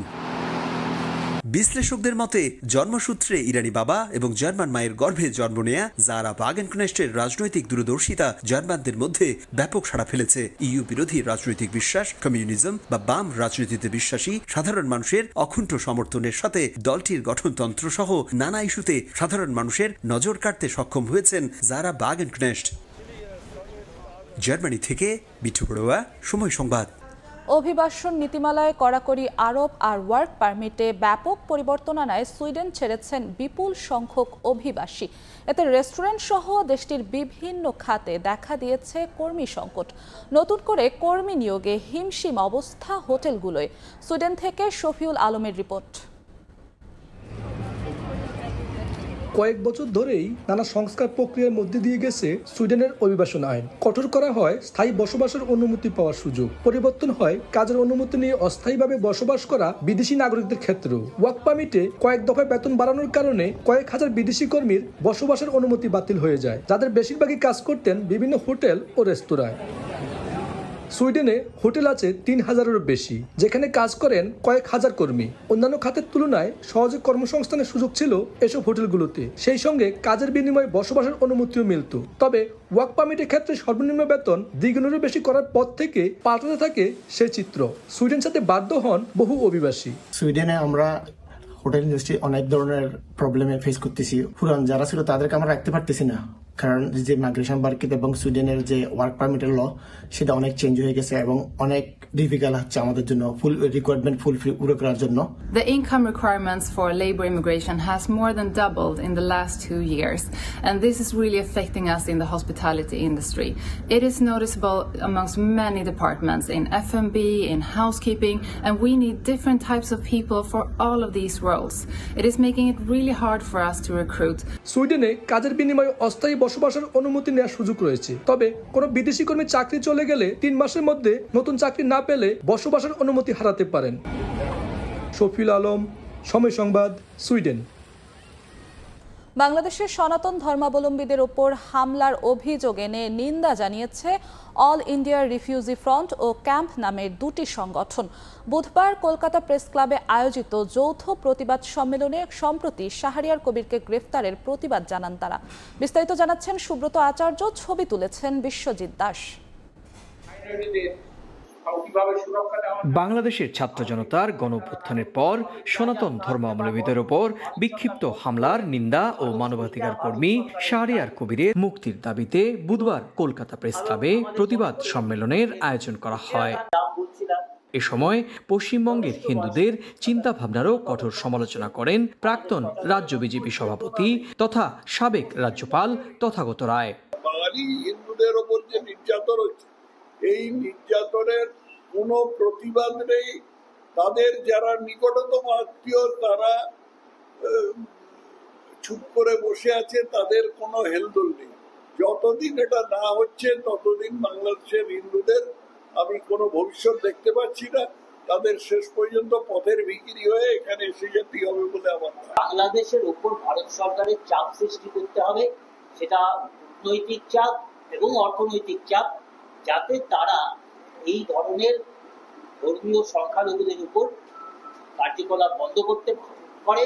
আলোচকরা মানবাধিকার কর্মী শাহরিয়ার কবির, মুনতাসির মামুন, রানা দাশগুপ্তের বিরুদ্ধে মামলা প্রত্যাহারেরও দাবি জানান। বিশেষভাবে যে বিষয়টি বলা দরকার হয়। সুব্রত আচার্য, সময় সংবাদ, কলকাতা। বাংলাদেশ দলের ভারত সফর প্রসঙ্গ। শঙ্কা কাটিয়ে কানপুর টেস্টে খেলছেন টাইগার অলরাউন্ডার সাকিব আল হাসান, নিশ্চিত করেছেন head coach Chandika Hathurusingha. Batting ব্যর্থতা কাটিয়ে উঠতে এই ইউনিট নিয়ে করা হয়েছে আলাদা কাজ। উইকেট দেখেই ম্যাচ ডেতে একাদশ সাজানোর কথাও জানান হাথুরু। কানপুর থেকে মাহবুব রিমনের রিপোর্ট। কানপুরে এ যেন সেই চিরচেনা সাকিব, সদা হাস্যোজ্জ্বল চনমনে, গোটা দলেরই মধ্যমণি। হাসলেন, হাসালেন, প্রথমে রানিং, এরপর খেললেন গা গরমের ফুটবল। এরপর ব্যাট নিয়ে সোজা অনুশীলনে। এই ছবিটা টাইগার ভক্তদের জন্য স্বস্তির। শঙ্কাকে পাশ কাটিয়ে গ্রিন পার্কের ম্যাচের জন্য ফুলফিট বাংলার ক্রিকেটের পোস্টার বয়। অন্তত প্রেস কনফারেন্সে সেই নিশ্চয়তায় দিলেন হেড কোচ চান্ডিকা।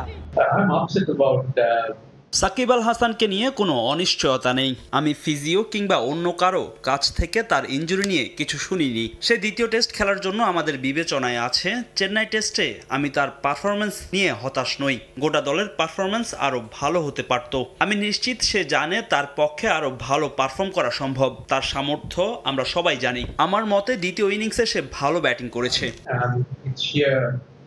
সাকিবকে নিয়ে দুশ্চিন্তা না থাকলেও সমর্থকদের চিন্তা বাড়াচ্ছে কট্টরপন্থী সংগঠন হিন্দু মহাসভার হুমকি। যদিও বিষয়টি খুব একটা আমলে নিচ্ছেন না হাথুরু, বরং তার কাছে বড় চিন্তার কারণ ব্যাটসম্যানদের ব্যর্থতা। ভালো শুরু পেলে ইনিংস বড় করতে হবে, তা হচ্ছে না, এটাই দুশ্চিন্তার বিষয়। টেস্ট ক্রিকেটে কেউ 30 বল খেলে ফেললে উইকেটে থিতু হওয়া জরুরি। কিভাবে প্রতিরোধ করতে হবে ভারতের এই দল তা ভালো করেই জানে। তাই আমাদের দীর্ঘ সময় ধরে ভালো ব্যাট করে যেতে হবে। আর নিরাপত্তা নিয়ে আমি কিংবা দল উদ্বিগ্ন না। ব্যাপারটা বিসিসিআই দেখছে, আমরা তাদের উপর আস্থা রাখছি। প্রশ্ন আসলো কানপুরের ওই রহস্যময় উইকেট নিয়েও। তাই তো একাদশ নির্বাচনের সময় নিতে চান টাইগার মাস্টারমাইন্ড। তাইজুলকে নিয়েও দিলেন ইতিবাচক বার্তা। উইকেট একটু দেখার সুযোগ হয়েছে। মাঠ কর্মীরা 2টি উইকেটকে প্রস্তুত করেছে। বৃহস্পতিবার আরো ভালোভাবে পর্যবেক্ষণের সুযোগ পাবো। এরপর সিদ্ধান্ত নেওয়া যাবে একাদশ নির্বাচনে। গ্রিন পার্কের ইতিহাস বলে ম্যাচের ফলাফল নির্ধারণে বড় ভূমিকা রাখে প্রথম ইনিংসের ব্যাটিং। তাই তো টপ অর্ডারের কাছ থেকে সেখানে বড় স্কোর চান চান্ডিকা হাথুরুসিংহে। মাহবুব রিমন, সময় সংবাদ, কানপুর, ভারত। ভারতের অন্যতম পুরনো ও দৃষ্টিনন্দন ভেন্যুর একটি কানপুরের গ্রিন পার্ক স্টেডিয়াম, যে মাঠ যেন একটি আর্কাইভ। ভারত ক্রিকেট দলের অনেক প্রথমের সাক্ষী এই গ্রিন পার্ক, যা বিখ্যাত তার ব্যতিক্রম উইকেটের জন্য। কানপুরের এই ভেন্যুর স্মৃতি সংরক্ষণে স্টেডিয়ামটিতে আছে একটি জাদুঘর। গ্যালারি লাগোয়া খোলা প্রেস বক্স সাক্ষী দিচ্ছে ইতিহাসের। কানপুর থেকে আরও জানাচ্ছেন মাহবুব রিমন। ভারতের ম্যানচেস্টার বলে খ্যাত উত্তরপ্রদেশের বিখ্যাত টেক্সটাইল নগরী এই কানপুর। গ্রিন পার্ক স্টেডিয়াম কানপুরবাসীর কাছে এক আবেগ আর ভালোবাসার নাম। ভারতের প্রাচীনতম আর নান্দনিক স্টেডিয়ামগুলোর একটি এই গ্রিন পার্ক স্টেডিয়াম, যে মাঠে গেল 41 বছর কোনো টেস্ট ম্যাচ হারেনি টিম ইন্ডিয়া।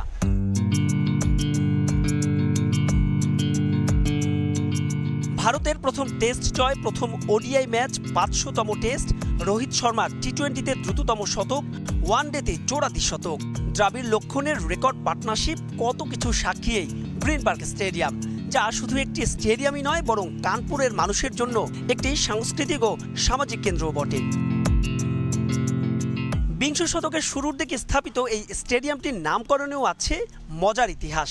1921 থেকে 26 সাল পর্যন্ত উত্তরপ্রদেশের গভর্নর স্যার স্পেন্সার হারকোর্ট বাটলারকে স্থানীয়রা ভালোবেসে ডাকতেন ম্যাডাম গ্রিন, কারণ তিনি সবসময় সবুজ রঙের জামাকাপড় পরতেন।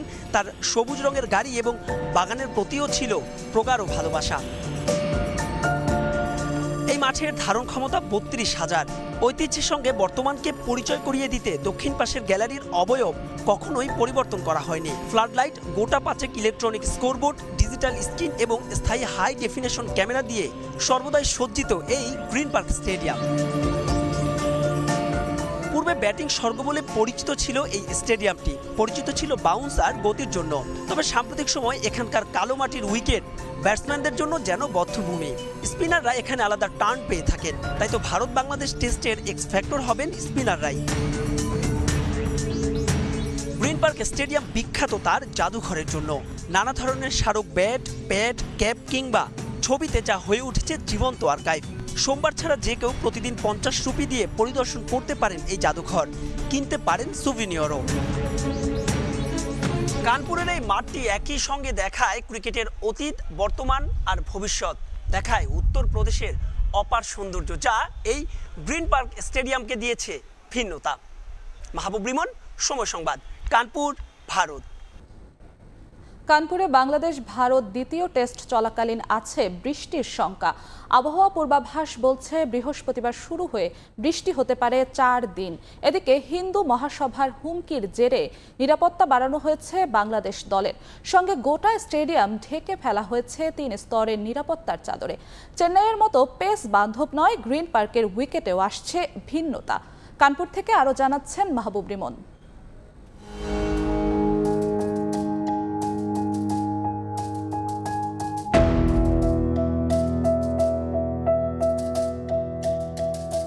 স্বস্তি, অস্বস্তি আর শঙ্কা নিয়ে শুরু হওয়ার অপেক্ষায় কানপুর টেস্ট। 10 ইনিংস পর 50-র দেখা পাওয়া অধিনায়ক নাজমুল হোসেন শান্ত নাকি দুর্দান্ত ফর্মে থাকা মেহেদী হাসান মিরাজ। গ্রিন পার্ক স্টেডিয়ামে টাইগারদের হয়ে মূল ভূমিকা পালন করবে কে? তবে এই টেস্টে আছে বড় ধরনের শঙ্কা, তা হচ্ছে বেরসিক বৃষ্টি। উত্তরপ্রদেশের আবহাওয়ার পূর্বাভাস বলছে বৃহস্পতিবার থেকেই এখানে হানা দিতে পারে বৃষ্টি, যা চলতে পারে রোববার পর্যন্ত। আর তাই যদি হয় তবে কানপুরের গতিপথই পাল্টে যেতে পারে। এই টেস্টের আগে কট্টর হিন্দু সংগঠন হিন্দু মহাসভা হুমকি দিয়ে রেখেছে এবং ম্যাচ শুরুর 3 দিন আগে সোমবার তারা বিক্ষোভ করেছে। সেখান থেকে এফআইআর দায়ের করা হয়েছে 20 জনের বিরুদ্ধে। তাই তো গোটা স্টেডিয়াম পাড়া ঢেকে ফেলা হয়েছে নিরাপত্তার চাদরে। বাংলাদেশের টিম হোটেল এবং টিম হোটেল থেকে স্টেডিয়ামে আসার পথেও বাড়ানো হয়েছে নিরাপত্তা। শুধু তাই নয়, বাংলাদেশ থেকে এই সিরিজ কভার করতে আসা গণমাধ্যম কর্মীদেরও কমপক্ষে 3 স্তরের নিরাপত্তার তল্লাশি পার হওয়ার পরেই স্টেডিয়ামে প্রবেশের অনুমতি মিলেছে। ঐতিহ্যগতভাবে কানপুরের উইকেট ব্যাটিং সহায়ক, তবে বেলা বাড়ার সঙ্গে সঙ্গে তা বদলে যেতে পারে। এবার গ্রিন পার্ক স্টেডিয়ামে বাংলাদেশ ভারত টেস্টের জন্য 2টো উইকেট প্রস্তুত রাখা হয়েছে। বলাই বাহুল্য খেলা হবে কালো উইকেটে, যেখানে দাপট দেখাতে পারেন স্পিনাররা। তাই তো বাংলাদেশ একাদশে ফিরতে পারেন তাইজুল ইসলাম, পেস ইউনিট থেকে বাদ পড়তে পারেন একজন, টপ অর্ডারেও আসতে পারেন মাহমুদুল হাসান জয়। সব মিলিয়ে কানপুর টেস্ট নিয়ে এখন সবাই অপেক্ষায়। মাহবুব রিমন, সময় সংবাদ, উত্তরপ্রদেশ, কানপুর, ভারত। কানপুরে জিততে হলে বাংলাদেশের ভাঙতে হবে দীর্ঘ ৪৩ বছরের রেকর্ড। ১৯৮৩ সালের পর গ্রিন পার্কে কখনোই হারেনি ম্যান ইন ব্লু। পিচের বৈশিষ্ট্যের কারণে দুই দলের একাদশেই আসবে পরিবর্তন। তৃতীয় পেসারের জায়গায় অন্তর্ভুক্ত হতে পারেন বাড়তি একজন স্পিনার। সেক্ষেত্রে নাহিদ অথবা তাসকিনের জায়গায় সুযোগ পাবেন তাইজুল ইসলাম। যদিও ফ্ল্যাট উইকেটে ম্যাচের ভাগ্য পড়ে দেওয়ার দায়িত্বটা পালন করতে হবে ব্যাটারদের। চেন্নাই ঘুরে কানপুর, ভেন্যুর সঙ্গে সফররতদের ভিন্ন উইকেটের স্বাদ দিতে প্রস্তুত স্বাগতিক ভারত। মুম্বাই থেকে আনা লাল মাটির পিচে চিপকে বাংলাদেশকে হারিয়েছিল রোহিত শর্মার দল। উইকেটে ছিল বাড়তি বাউন্স, সময়ের সঙ্গে ছড়ি ঘোরান স্পিনাররাও। তবে এবার ভিন্ন পরীক্ষা। কানপুরের গ্রিন পার্কে খেলতে হবে কালো মাটির উইকেটে।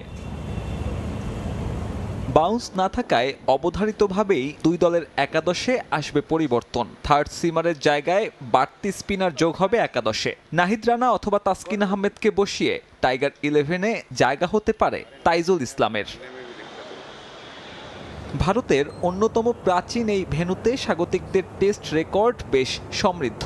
এখন পর্যন্ত সেখানে গড়ানো 23 টেস্টের 13 ম্যাচের নিষ্পত্তি ঘটে ড্রতে। সবশেষ হারের রেকর্ডটা 43 বছর আগের। গর্ডন গ্রিনিস, ম্যালকম মার্শালদের নৈপুণ্যে ইনিংস ব্যবধানে জেতে ক্যারিবীয়রা। এরপর আরও 9 টেস্ট গড়িয়েছে কানপুরে, যার 5টাতেই জয় ভারতের। শেষ 20 বছরের হিসেব টানলে অবশ্য কিছুটা হলেও আশাবাদী হতে পারে নাজমুল হোসেন শান্তর দল। সবশেষ টেস্ট সহ 5 ম্যাচের 3টাই হয়েছে ড্র। কানপুরের উইকেটে বাড়তি বাউন্স বা স্কোয়ার টার্ন না থাকায় খুব বেশি পরীক্ষা দিতে হয় না ব্যাটারদের। সেক্ষেত্রে ভারতের মাটিতে প্রথমবারের মতো টেস্টে হার এড়ানোর জন্য টাইগার টপ অর্ডারের পালন করতে হবে বাড়তি দায়িত্ব। তা করতে টাইগার ওপেনিং পজিশনেও আসতে পারে পরিবর্তন। সাদমান জাকির জুটির জায়গায় সুযোগ দেয়া হতে পারে মাহমুদুল হাসান জয়কে।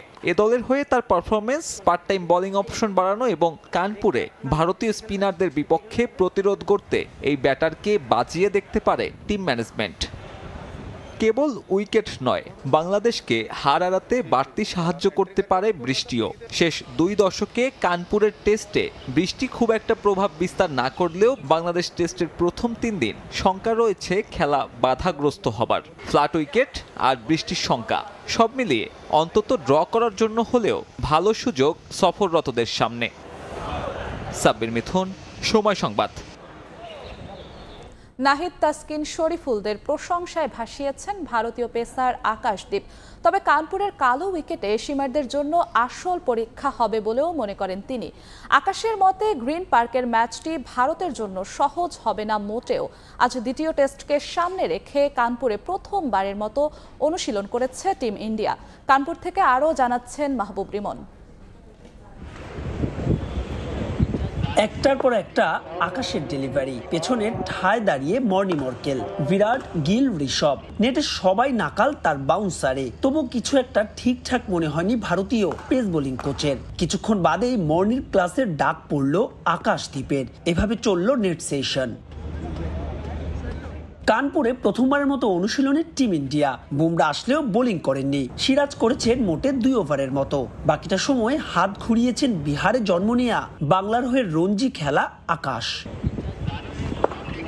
চেন্নাই টেস্টে বুমরা, সিরাজ, আকাশের সঙ্গে সমান তালে লড়েছেন বাংলাদেশি পেসার তাসকিন, নাহিদ, হাসান মাহমুদরা। বাংলাদেশের পেস বিপ্লবের খবর ঠিকই জানা আকাশদীপের। চিদাম্বরমে দেখলেন সামনে থেকে, করলেন ভূয়সী প্রশংসা। বাংলাদেশের পেস বোলাররা চেন্নাইতে দুর্দান্ত বোলিং করেছে।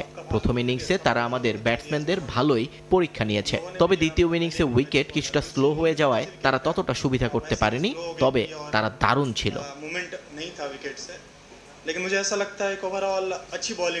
কানপুর বলেই দু দলের একাদশ থেকেই হয়তো কমে যাবে পেসারের সংখ্যা, যে কারণে কুলদীপরা নেটে কাটিয়েছেন অনেকটা সময়। তবে নতুন বলে ব্রেক থ্রু এনে দিতে মূল দায়িত্বটা যে নিতে হবে সিমারদেরই, সেটা মনে করিয়ে দিলেন আকাশদীপ। গেল কয়েকদিন ধরেই দেখছি উইকেট নিয়ে খুব কথা হচ্ছে। বাস্তবতা হলো উইকেট যেমনই হোক না কেন, আমরা যদি ভালো জায়গায় বল করতে পারি তবে ম্যাচ হাতের নাগালেই থাকবে। যদি যদি পিচ পেসারদের অনুকূলে নাও থাকে তবুও আমার এমন পরিকল্পনা করতে হবে যাতে প্রতিপক্ষের উইকেট তুলে নিতে পারি। যতটুকু দেখেছি কানপুরের উইকেট যথেষ্ট স্পোর্টিং, সেখানে দুপক্ষই সুবিধা পাবে। কানপুরে টিম ইন্ডিয়ার প্রথম দিনের অনুশীলনে আলাদা কাজ হয়েছে লোয়ার অর্ডারের ব্যাটসম্যানদের নিয়েও, অর্থাৎ টাইগার বোলারদের সামলাতে সব অস্ত্রই প্রস্তুত রাখছেন হেড কোচ গৌতম গম্ভীর। মাহবুব রিমন, সময় সংবাদ, কানপুর, ভারত। 2023 আইসিসি বিশ্বকাপ ব্যর্থতার রিপোর্ট জনসম্মুখে প্রকাশ করা হবে এমন ঘোষণার 1 মাস পার হতে চলেছে, কিন্তু সেই ঘোষণা বাস্তবে রূপ নেয়নি। অথচ 3 সদস্যের মূল্যায়ন কমিটি কয়েক মাস আগেই রিপোর্ট জমা দিয়েছে বিসিবিতে। সাবেক সভাপতি নাজমুল হাসান পাপনও এই রিপোর্ট প্রকাশে দেখিয়েছিলেন অনীহা। কি আছে সেই রিপোর্টে যা কোনোভাবেই প্রকাশ করতে চায় না বিসিবি? 29 নভেম্বর 2023 আইসিসি বিশ্বকাপে বাংলাদেশের ব্যর্থতার কারণ অনুসন্ধানে বিসিবি গঠন করে 3 সদস্যের কমিটি। এরপর করা হয় বেশ কয়েকটি মিটিং, যেখানে ডাকা হয় বিশ্বকাপ দলে থাকা ক্রিকেটারদেরও। দলের সঙ্গে ভারতে যাওয়া নির্বাচকদেরও বক্তব্য নেয় মাহবুব আনাম, আকরাম খান ও এনায়েত হোসেন সিরাজের মূল্যায়ন কমিটি। কিন্তু গোপনীয়তার দোহাই দিয়ে গণমাধ্যমে তার কিছুই জানানো হয়নি। বিশ্বকাপে দলের অধিনায়ক হিসেবে গিয়েছিলেন সাকিব আল হাসান। এই অলরাউন্ডার বরাবরই মাঠের চেয়ে মাঠের বাইরের নানা বিষয়ে ব্যস্ত থাকেন, যার কারণে কমিটি গঠনের প্রায় 2 মাস পর সিলেটে বিপিএল চলাকালীন সাকিবের সঙ্গে সাক্ষাৎ হয় আলোচিত সেই তদন্ত কমিটির। বিশ্বকাপ দলে না থাকলেও সিলেটে তামিম ইকবালের বক্তব্য শুনেছিলেন বিসিবির সেই পরিচালকরা। গেল বছর জুলাই থেকে অবসর সহ নানা ইস্যু আবর্তিত হয়েছিল তামিমকে ঘিরে। কালক্ষেপণের কারণে একটা সময় আলোচনার টেবিল থেকেই হারিয়ে যায় এই ইস্যু। এরই মধ্যে চলে আসে আরও একটা বিশ্বকাপ, যেখানে জন্ম দেয় আরও অনেক ঘটনার। তদন্ত কমিটিতে থাকা আকরাম খান গেল মাসে বলেছিলেন জনসম্মুখে আনা উচিত সেই রিপোর্ট। আমাদের ওয়ার্ল্ড কাপের মূল্যায়নটা পারফরমেন্স খারাপ ছিল, ওটার মূল্যায়ন করতে সেটা আমরা করেছি এবং সেটা আমরা বোর্ডকে জমা দিয়েছি। এবং 2-1 জনের নামে আপনার অভিযোগ ছিল, বাট সেগুলো আমরা যা পেয়েছি সেটাও কিন্তু ওই রিপোর্টে আমাদের দেওয়া আছে। যেহেতু এখন নতুন বোর্ড আসছে, বোর্ড যদি সিদ্ধান্ত নেয় তাহলে অবশ্যই সেটা আপনার পেয়ে। এর পরপরই বিসিবি সভাপতি ফারুক আহমদও বলেছিলেন জনসম্মুখে প্রকাশ করা হবে সেই রিপোর্ট।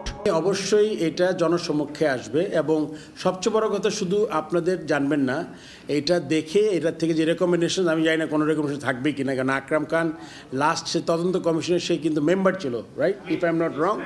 সে যখন এটা জনসম্মুখে দেখতে চায়, সো আমি তো তাহলে অবশ্যই দেখতে চাই এবং এটা দেখে আমি কাজ করতে চাই। কিন্তু প্রায় 1 মাস হতে চলল বিসিবি সভাপতির সেই বক্তব্য দেয়ার, এখন পর্যন্ত সেই রিপোর্ট প্রকাশ করা হয়নি।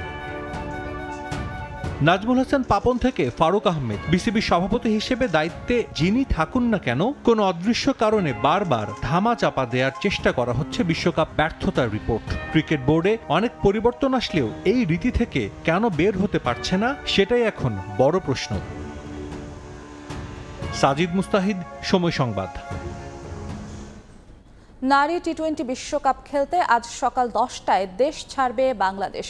আর মাত্র 1 উইকেট পেলেই টি-20তে দেশের বোলারদের মধ্যে সবচেয়ে বেশি 100 উইকেটের মাইল ফলকে পৌঁছাবেন স্পিনার নাহিদা আক্তার। তবে নিজের রেকর্ড নিয়ে ভাবেন না তিনি। শারজার স্পিন সহায়ক উইকেটে রাখতে চান গুরুত্বপূর্ণ ভূমিকা। গেল বছর পাকিস্তানের বিপক্ষে বাংলাদেশের সিরিজ জয়ের পর দেশের প্রথম নারী ক্রিকেটার হিসেবে আইসিসির মাস সেরা ক্রিকেটার নির্বাচিত হওয়া রোমাঞ্চিত করে নাহিদাকে। সময় সংবাদে নাহিদা আরও জানান, ক্রিকেটাররা এখন আগের চেয়ে অনেক পরিণত। এবারের বিশ্বকাপে বাংলাদেশ কঠিন গ্রুপে পড়লেও ভালো করার সামর্থ্য আছে। সামনেই টি-20 বিশ্বকাপ, আমাদের সঙ্গে আছেন বাংলাদেশ নারী ক্রিকেট দলের সেরা স্পিনার বলতে গেলে নাহিদা আক্তার। আজ আমরা শুনবো নাহিদা আক্তারের কাছে বিশ্বকাপ নিয়ে তার লক্ষ্যের কথা। নাহিদা, কেমন আছেন? আলহামদুলিল্লাহ ভালো আছি, আপনি ভালো আছেন? জি, আপনি কিন্তু আর একটা উইকেট পেলে আন্তর্জাতিক টি-20তে আপনার 100তম উইকেট হবে, তো এটা নিয়ে রোমাঞ্চিত কিনা? অবশ্যই ভালো লাগবে যদি 100 উইকেট হয়। আর আমার কাছে সবসময় দল যেটা ডিমান্ড করে আমি সবসময় চেষ্টা করি যে সেটা আসলে ফোকাস দেওয়া, সেটা করার চেষ্টা করি সবসময়। প্রথম ম্যাচটা নিয়ে টার্গেট কি? ওয়ার্ল্ড কাপে যারা খেলতেছে তারা সবাই কিন্তু বেস্ট টিম হিসেবেই আসে। সো আমরাও কিন্তু তার কমতি নিয়ে আমরাও চেষ্টা করবো আমাদের জায়গা থেকে সর্বোচ্চটা দেওয়ার এবং কি ম্যাচ জেতার ট্রাই করব। নাহিদা, আপনি বাংলাদেশের প্রথম নারী ক্রিকেটার যে কিনা আইসিসির মাস সেরা হয়েছিলেন, সো সেই স্মৃতিটা কি রোমাঞ্চিত করে কিনা এবং কি মনে হচ্ছে যে সেটা এই বিশ্বকাপে পারফরমেন্সে একটা প্রভাব ফেলবে কিনা? অবশ্যই এটা ভালো লাগার একটা জায়গা, এটা সবসময় মনে থাকার একটা জায়গা। আর এটা সবচেয়ে বড় কৃতিত্ব দিব আমার টিমমেটদের, আর তাদের সাপোর্ট ছাড়া হয়তো আমি এটা অ্যাচিভ করতে পারতাম না। আমাদের পুরুষ দলের ক্রিকেটাররা কেউ ইন্সপায়ার করে কিনা বা আমাদের স্পিনাররা কারো কাছ থেকে আপনি ইন্সপায়ার হন কিনা? অবশ্যই আমাদের বাংলাদেশ টিমের ভাইয়ারা যখন ভালো খেলে ডেফিনেটলি আমাদের ভালো লাগে। আর দেখি ভাইয়াদের যাদের বোলিং ভালো লাগে ওইখান থেকে নেওয়ার চেষ্টা করি যে আমি আর নিজেকে কীভাবে ডেভেলপ করা যায় ওখান থেকে। ভবিষ্যতে দেশের নারী ক্রিকেটারদের দেশের স্পিন অ্যাটাককে কোথায় দেখতে চান? অবশ্যই আমি চাইবো যেন নট অনলি স্পিন ডিপার্টমেন্ট, আমি চাইবো 3টা ডিপার্টমেন্টে যেন আমাদের বাংলাদেশ টিম একটা সময় যেন আমরা সবসময় ডোমিনেট করতে পারি। আমরা সবসময় ওই জায়গায় মানে আমার দেখার স্বপ্ন একটা যে আমরা যখনই নামবো যেন সবাই বলতে পারে যে বাংলাদেশ টিমের একটা টিম নেমেছে, যেন সবাই এটা মনে রাখে। শেষ প্রশ্ন, বিশ্বকাপে কি এবার জয় আসবে কিনা? ইনশাল্লাহ সবারই প্রত্যাশা, আমাদেরও প্রত্যাশা যে আমরা চেষ্টা করছি, আমরা তো কষ্ট করতেছি জিতার জন্যই, কেউ তো হারার জন্য আসলে চেষ্টা করে না। সো আমাদের চেষ্টা থাকবে যে আমরা ম্যাচ বাই ম্যাচ চিন্তা করতেছি, আমাদের ফার্স্ট টার্গেট আমরা ম্যাচ জিতা। কোন লক্ষ্যটাকে আপনি স্থির করেছেন, যে কোন ম্যাচটাকে হাইলাইট করেছেন যে এই ম্যাচটা ভালো করতে পারলে বা পরের ম্যাচটা? আসলে বলা মুশকিল, আমরা সবসময় চেষ্টা করি প্রথম ম্যাচ থেকে আমরা আমাদের target from warm up match থেকে আমাদের টার্গেট থাকবে যেন আমরা জিতার ফ্লোটা যেন নিয়ে যেতে পারি। ধন্যবাদ নাহিদা, ধন্যবাদ। আমরা এতক্ষণ ছিলাম নাহিদা আক্তারের সঙ্গে, তিনি জানাচ্ছিলেন আমাদের বিশ্বকাপ নিয়ে তার স্বপ্নের কথা। পারভিন আক্তার, সময় সংবাদ, মিরপুর শেরেবাংলা জাতীয় ক্রিকেট স্টেডিয়াম, ঢাকা। অনূর্ধ্ব 17 ফুটবল চ্যাম্পিয়নশিপের সেমিফাইনালের লাইন আপ। ফাইনালে ওঠার পথে পাকিস্তানকে প্রতিপক্ষ হিসেবে পেয়েছে বাংলাদেশ। আরেক ম্যাচে ভারতের প্রতিপক্ষ নেপাল। 28 সেপ্টেম্বর একই দিনে হবে 2 সেমিফাইনাল। পাহাড়ি ঘেরা ভুটান যে কারো মন ভালো করে দেবে মুহূর্তেই। তবে মনোরম প্রকৃতির মাঝেও মন ভালো নেই অনূর্ধ্ব 17 ফুটবল দলের। আসরটা একেবারেই প্রত্যাশিত যাচ্ছে না ফুটবলারদের। প্রথম ম্যাচে ফেভারিট ভারতের কাছে 1-0 গোলে হার। পরের ম্যাচে ছন্নছাড়া ফুটবলের মাসুল দিয়ে মালদ্বীপের বিপক্ষে জিতে যাওয়া ম্যাচ ড্র করে বাংলাদেশ। সমন্বয়ের অভাব ছিল 3 ফরোয়ার্ড মোর্শেদ চৌধুরী, অপু রহমান ও নাজমুল হুদা ফয়সালের মধ্যে। নিশ্চিত গোলের সুযোগ হাতছাড়া করেছেন একের পর এক। তার ফলও ভোগ করতে হয় 1-1 গোলে ড্র করে। অনিশ্চয়তায় পড়ে যায় বাংলাদেশের সেমিফাইনাল। তবে ভারতের কল্যাণে শেষ রক্ষা হয়েছে লাল সবুজের। গ্রুপের শেষ ম্যাচে মালদ্বীপ ভারতের কাছে 3-0 গোলে হেরে যাওয়ায় সেমিফাইনালের টিকিট পেয়েছে টিটুর দল। শনিবার দ্বিতীয় সেমিফাইনালে পাকিস্তানকে পেয়েছে বাংলাদেশ। খাদের কিনারা থেকে পাওয়া এই সুযোগ হেলায় হারাতে চায় না আসিফরা। সেমিফাইনাল সামনে রেখে অনুশীলনে সতর্ক ছিল পুরো দল। শেষ 2 ম্যাচের ভুল ত্রুটি নিয়ে কাজ করেছেন কোচিং স্টাফ। পাকিস্তানকে হারাতে প্রতিটি জায়গায় কাজ করেছেন ফুটবলাররা। মাঝ মাঠে দেয়া হয়েছে বাড়তি গুরুত্ব। পুরনো ভুল আর করতে চায় না দল, আশাবাদী কোচিং স্টাফও। আগের ম্যাচগুলোতে আমরা যেগুলো ভুল করছি, যেরকম আমাদের ফিনিশিংগুলো খুব খারাপ ছিল, তো আমরা ওই ফিনিশিং নিয়ে আজকে বেশি কাজ করছি যাতে নেক্সট ম্যাচে আমাদের ফিনিশিংগুলো আর ভুল না হয়। আমরা যদি মিডফিল্ড জোনটা অনেক বেশি কম্প্যাক্ট করে নিজেদের মধ্যে পাসিং খেলতে পারি এবং স্ট্রাইকার বা ফরওয়ার্ড যারা আছে তাদের যদি আমরা ভালো মতো ডেলিভারি দিতে পারি, ইনশাল্লাহ ওরা মিস করবে না আশা করা যায়। পাসিং ডিল হয়েছে, ক্রসিং হয়েছে, ফিনিশিং হয়েছে। ইনশাল্লাহ আমাদের যে পরে সেমিফাইনাল ম্যাচ আমরা যেসব মিস্টেক করছি 2 ম্যাচে, এটা ওভারকাম করার চেষ্টা করব। আমরা বিগত ম্যাচগুলিতে যেগুলি ভুলগুলি করেছি সেই ভুলগুলিকে শুধরানোর জন্য আজকে ট্রেনিং সেশনটা ছিল। সেটার মধ্যে আপনার অ্যাটাকিং প্যাটার্ন ছিল বেশি, আমরা কিভাবে গোল করব, গোল আদায় করব এবং গোলটা কিভাবে সেভ করব, এই নিয়ে আমাদের ট্রেনিং সেশনটা আজকে খুব একটা ভালো সেশন হয়েছে। 28 সেপ্টেম্বর আরেক সেমিফাইনালে ভারতের মুখোমুখি হবে নেপাল। পারভিন আক্তার, সময় সংবাদ। এ পর্যায়ে শীর্ষ সংবাদগুলো জানিয়ে দিচ্ছি আরেকবার। বাংলাদেশকে $3 বিলিয়ন ঋণ দেওয়ার ঘোষণা। বিশ্ব ব্যাংকের প্রধান উপদেষ্টার সঙ্গে প্রেসিডেন্টের বৈঠক। সাক্ষাৎ করেছেন চীনের পররাষ্ট্রমন্ত্রী, বিনিয়োগে আগ্রহ প্রকাশ। চট্টগ্রামে ভয়াবহ রূপ নিচ্ছে ডেঙ্গু। 25 দিনে 8 জনের মৃত্যু, আক্রান্ত অন্তত 700। পরীক্ষায় নেগেটিভ রিপোর্ট আসলেও দেখা দিচ্ছে লক্ষণ, সতর্ক থাকার পরামর্শ। সংস্কারের অভাবে অকার্যকর খুলনার 2 শতাধিক স্লুইস গেট। জলাবদ্ধতা দেখা দেয় ফসল চাষ নিয়ে দুশ্চিন্তা। নতুন তৈরির প্রকল্প নিয়েছে পানি উন্নয়ন বোর্ড।